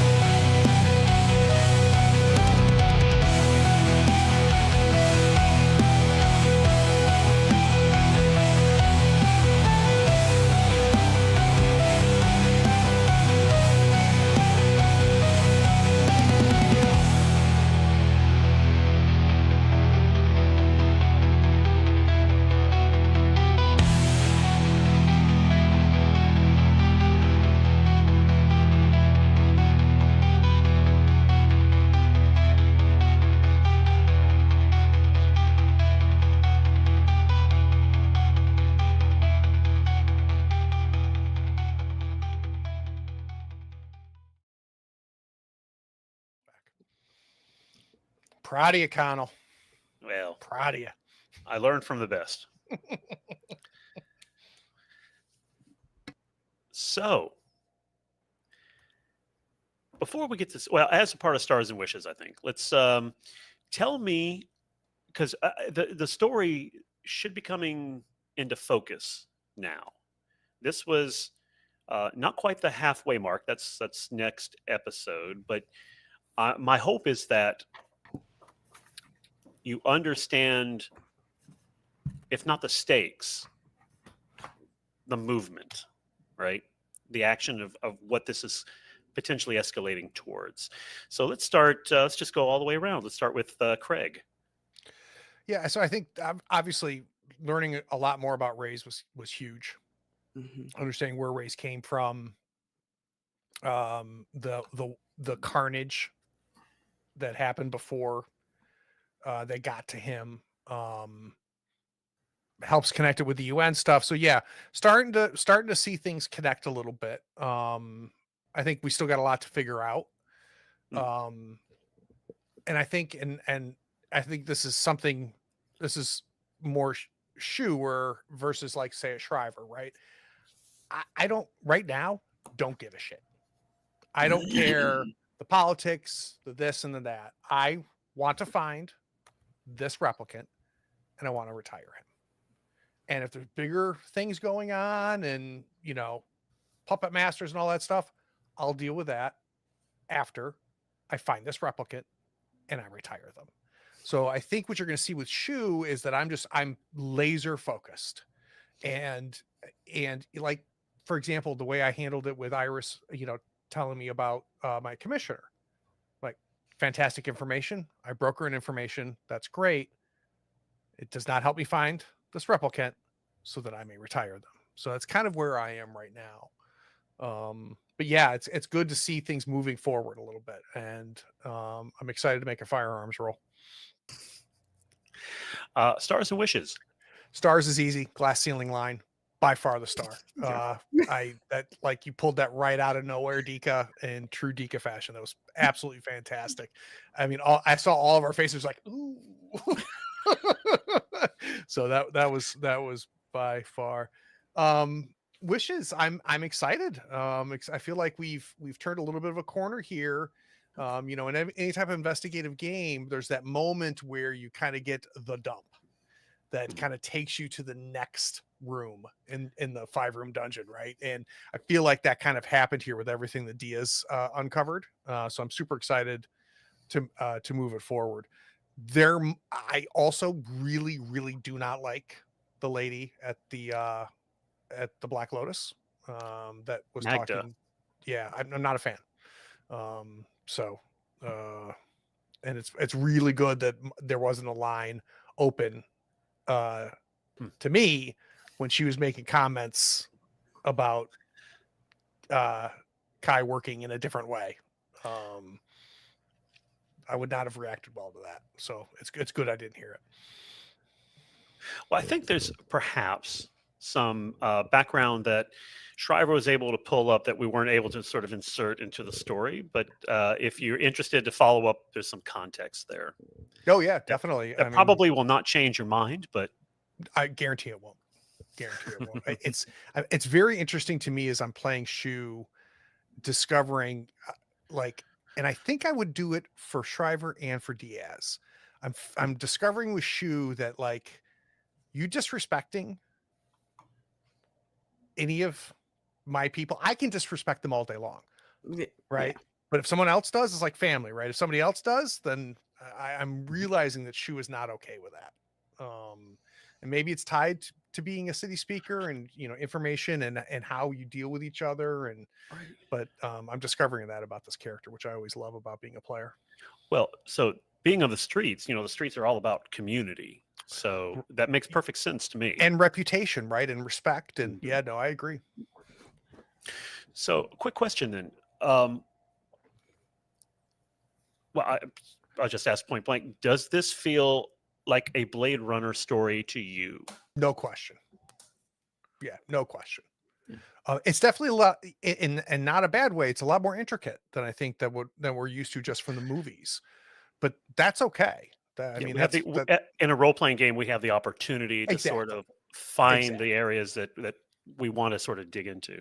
We get to treat this like a prestige season of television versus a 2.5-hour movie. So, which is great. But to answer your question, I feel like this is the genre, and I feel like I'm inside of the setting. So yeah, huge success there. Looking forward to 2099 when it comes out. The Michelle Yeoh Blade Runner. Very interested to see what she does. Yeah. So Dika, Kai, What is going on? Okay. Kai doesn't have all the information yet. um, Well, let's just assume that you but have all the information that we've Mhm. we've gone around. Let's go forward a little bit in time. oh God, we got to put this replicant down. Um, Raise is only going to cause more and more problems. Um, Not necessarily sure how it ties in with like the animoid yet, but I'm pretty sure it's going to pop up when we dig deeper into like the You other know what? things. But we'll get to that. Let me drop something real quick that I probably should have when Iris and Shu were talking with three successes. This probably should have been added. So she does mention that the white tiger, who is now all over the press and the news circuits, the white tiger is also rumored to have been in the replicant fights. Oh, that's interesting. Okay. So does that help? Does it move? Does that Yeah, tie yeah. anything together for you? Yes, Connell, that sure does. But I'm not ready yet to say my full thoughts of everything, but I know as a player it's all interconnected. And Charles, he definitely for sure is deep into this. As the author of the story, yeah, I think you're right. I think that he does have something fundamental to do with this. So I would encourage you to keep digging if that's what you find interesting. If the politics of it. hmm Yeah, Kai is also a fixer, so she's not necessarily used to being like in the low end brothels. Like I'm better than this, but I'm here. So Craig, what's the chat saying about Magda? Oh, Anything? I haven't been paying. I've been too busy playing. I haven't looked. Stars and wishes, Dika. Stars, I have to give it to you, Connell, for the entrance of, I forget her name, enter Russian name here. And Vornova? Vornova, and saying that she got famous for a public orgy that just took everything in my soul.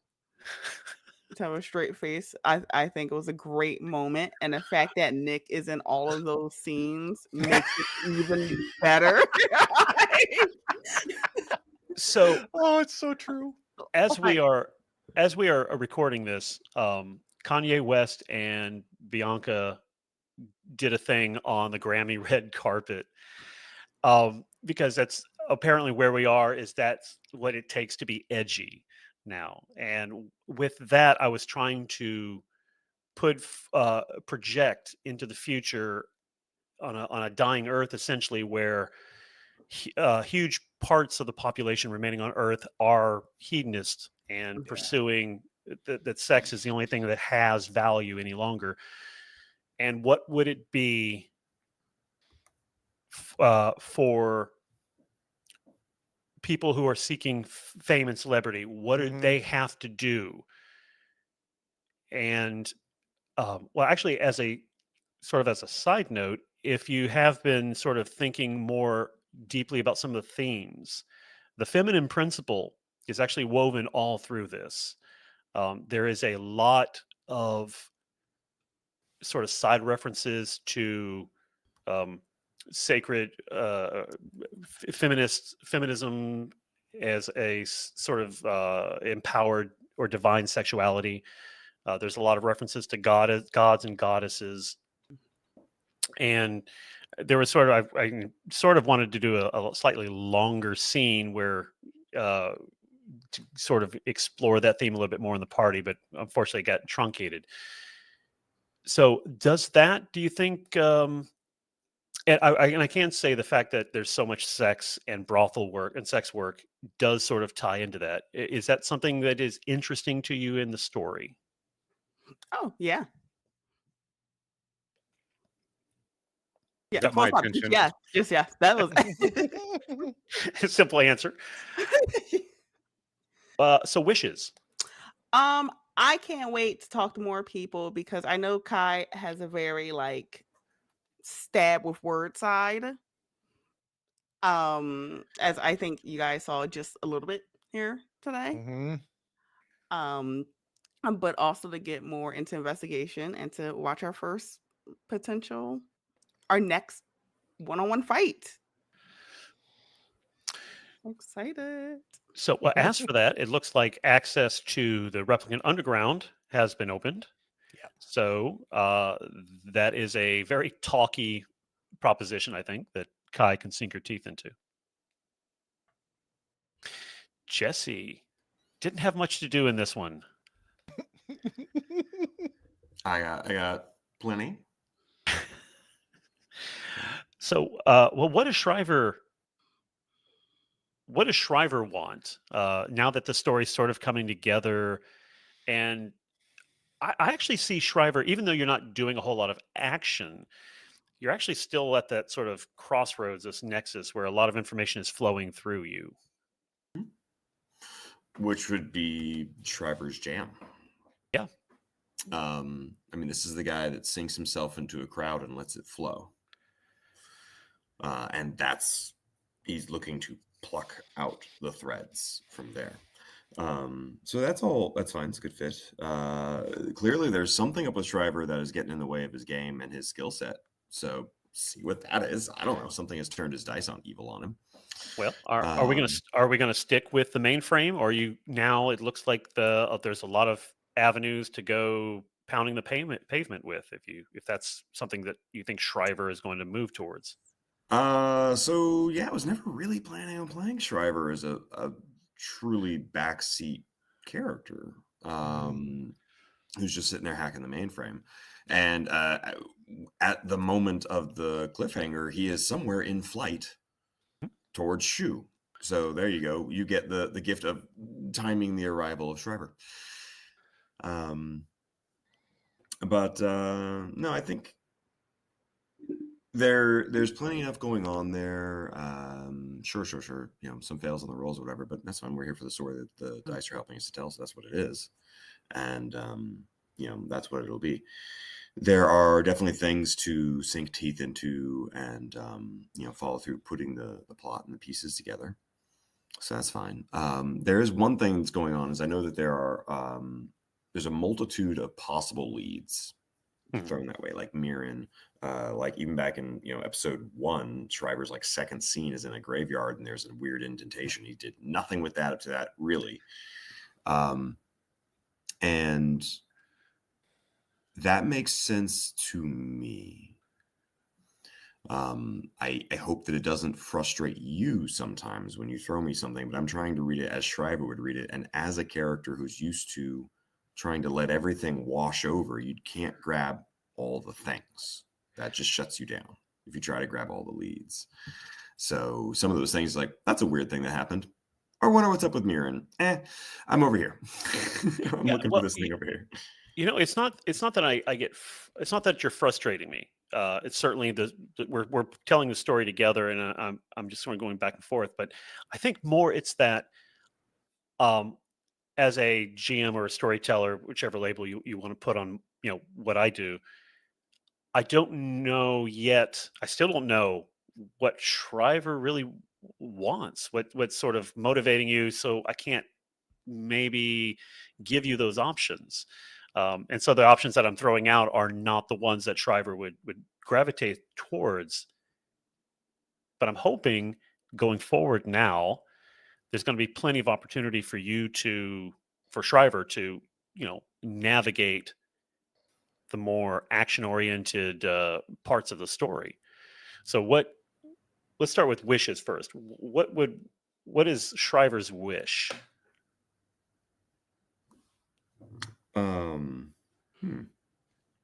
You know, I had something a minute ago, but then we had that whole long conversation. Shriver's wish right now, if you'd ask Shriver's wish, would be wants to see this particular riddle settled.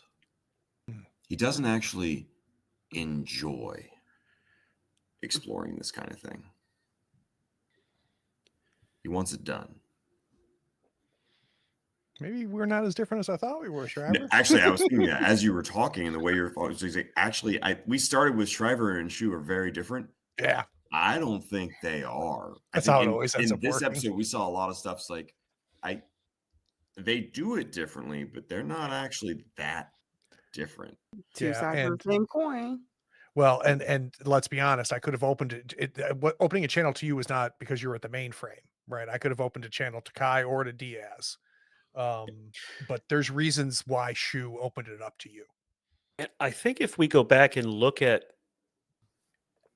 either the opening of episode 3 or the end of episode 2, when you guys were around the conference table, I think that sort of was foreshadowed there. A little bit because we had the same reaction to how Mhm. Kai was being treated. Yep. But even the Well- positioning around the room and things like that, we were having a fun back and forth game. Yeah. But the back and forth game was working because we were taking the same positions and Someone's refusing writing to both be in the same position. Someone's writing fan fiction right now and shipped us. So what does Jesse wish for then? I think we keep on playing. We're having fun with it. We've got to get a little bit more of the groove of like when I take a lead or not take a lead from you, which is just adjusting. And so yeah, I think we just continue figuring that out. Stars. So the stars, back to Tika. There's a little thing you did that I really loved. And you added a gesture to the play acting, to the conversation. When you got the read on her, you drew her face in a box. That's so cool. That was. And just that little thing, but it could just be a throwaway gesture, but it also is like a meaningful statement. Like, yeah, I've got you here. It's a power move. Yeah. And I thought it was a really nice little subtle thing. Oh, thank you. Sounds cool. Nick. So what's landing for you, Nick? And why is Guillermo getting so much play? So It's hard to handsome be the man. fool. I think you're trying to get more clips for YouTube and Twitch and whatnot of me getting uncomfortable, like the "I love you" from Craig on the solo episode. No, I think I don't know. I have some theories. I don't want to mention them yet because I'm kind of curious where some of this stuff goes. But I'm being very aware of these flashbacks, the difference in memories of what I thought versus what was actual. Seeing if that is a game mechanic or a actual in-game situation that I need to be aware of. So I'm trying to piece these things together while watching 3 other amazing players and a great GM throw this together, and it's like, wait, I'm a player, get back into it. But I'm trying to piece that stuff together and figure out if this is what I might think it is. So I don't know. What I can tell you it's not a core mechanic. It's sort of my playing around with, because Blade Runner is about memory and it's about dreams and sort of this lucid dreaming being equated to sort of moving through this weird experience of where we are as a culture and within the Blade Runner sort of universe. And Ridley Scott opened that up. And so part of it is that I wanted to sort of introduce that, and Guillermo's key memory is sort of central to, or ties into, the central part of the story. And so that sort of elevates your key, Guillermo's key memory slightly more relevant, we'll say. But at the same time, I had this party planned and you agreed to go to it, and I realized we weren't going to have enough time. And so I thought, well, this would be interesting, or would it be interesting? I hope so, that if we sort of revisited it as parts of that party become relevant. And it just so happened that Shu and Kai went to places that would make it very, very relevant. Yeah, Um, I thoroughly enjoyed that mechanic, that ability to do this kind of flashback thing. It wrecked my notes trying to keep track. I was like, oh crap, I wrote that down wrong, and I'm writing in pen. But it doesn't matter. It was fantastic, and it stuck. All those, previous night, this is what happened. This is the conversation, etc. I loved it. It was very engaging, and brought me into that world, that Good. environment. So, well, one more question before Stars and Wishes. From Guillermo's and Nick's point of view, where where do you see the story? Because I know you're hesitant to sort of speak out, but how are things gelling for you? I mean, or do you see a bigger picture, or are these still just sort of strands? I think there's strands right now, because there's a lot of information coming from different angles that I'm trying to piece together just as a player, right? But you know, Guillermo as a character, I'm sure is way further ahead than I am as a player on this, and whatever. But yeah, I'm still piecing the story together and trying to make this all fit. I'm going. I know my role in things is it's to collect the data and investigate and get it to the smarter analytic people and characters of the group. We've got plenty of that, and they're going to help focus on that. So I think playing my part to the fullest will still uh, uh, show dividends or whatever. So to follow up on real quickly on something that you mentioned at the start of this, Jotun or your key memory, Jotun figures very heavily into that. Mhm. Is how is that landing with Guillermo? Do you think is that too much? Is it frustrating? Is it triggering? What should we Yeah, be prepared for next session? no, I definitely. It's going to be triggering. It's going to cause a flood of uh, some sort of emotions. Whether he can suppress it or not, I don't know yet. But um, there's a lot going on with this back and forth with Kate, and then uh, these events that keep bringing him back to these situations that he doesn't want to keep thinking about, which is part of the reason why he gets out of this situation with Kate, because it kind of all culminates, and he decides to uh, use flight first when things get tough like that on an emotional scale. Stars and wishes. Oh my God, stars! Connell, you killed it tonight. I wanted to mention that, but uh, there was two moments that I wanted to mention. Uh, Jesse's response with, "All right, you hear the spinner keys jingle." The moment he heard I was like, "Yes, he's in it." Um, and then uh, Craig, always in character, no shortage of "You're not my boss." Like that's just awesome. Like it just adds flavor, and it reaffirms the character he's building and building, in game relationships, which is awesome. Trying to figure out what those uh, look like and play around with it. So it's good. Cool. I think I'm going to echo Craig and Jesse. I think Dika's performance gets my star. Yeah, the little there it is. That was awesome. Yeah, I just love those character moments that really pop out. Wishes, for me,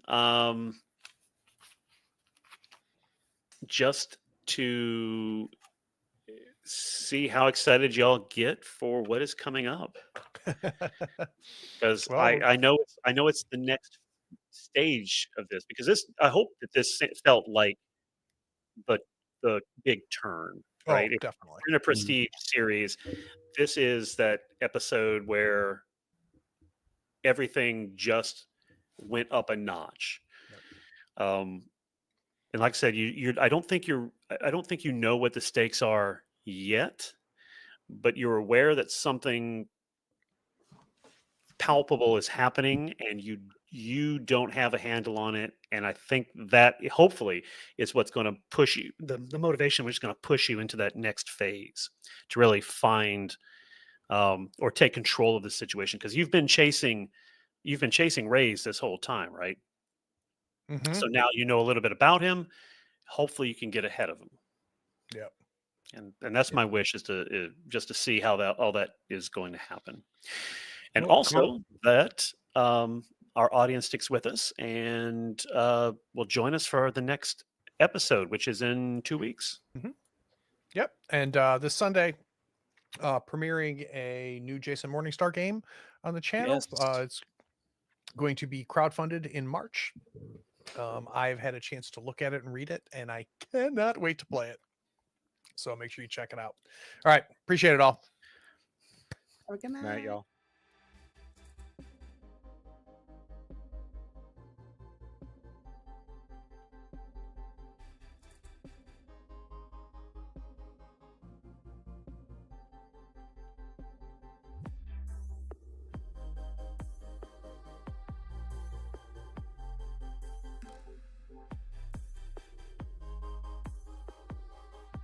Howdy, friends. Thank you for watching. All our content is archived and organized in playlists on the Third Floor Wars YouTube channel. Check it out. And if you could like, follow, subscribe, and even set your notifications to this channel on YouTube and Twitch, we'd appreciate it, and it'll make sure that you catch all of our content. I talk with creators, designers, and experts across the gaming landscape in every episode of our podcast, Tabletop Talk. Open up your favorite podcatcher and search for Tabletop Talk from Third Floor Wars. Support your creators. They make the content you love, and it's your support that makes it happen. If you want to help us, go to Third Floor Wars on patreon.com, and you can help us for as little as $1 a month. Thanks again. We'll see you next time. Take care.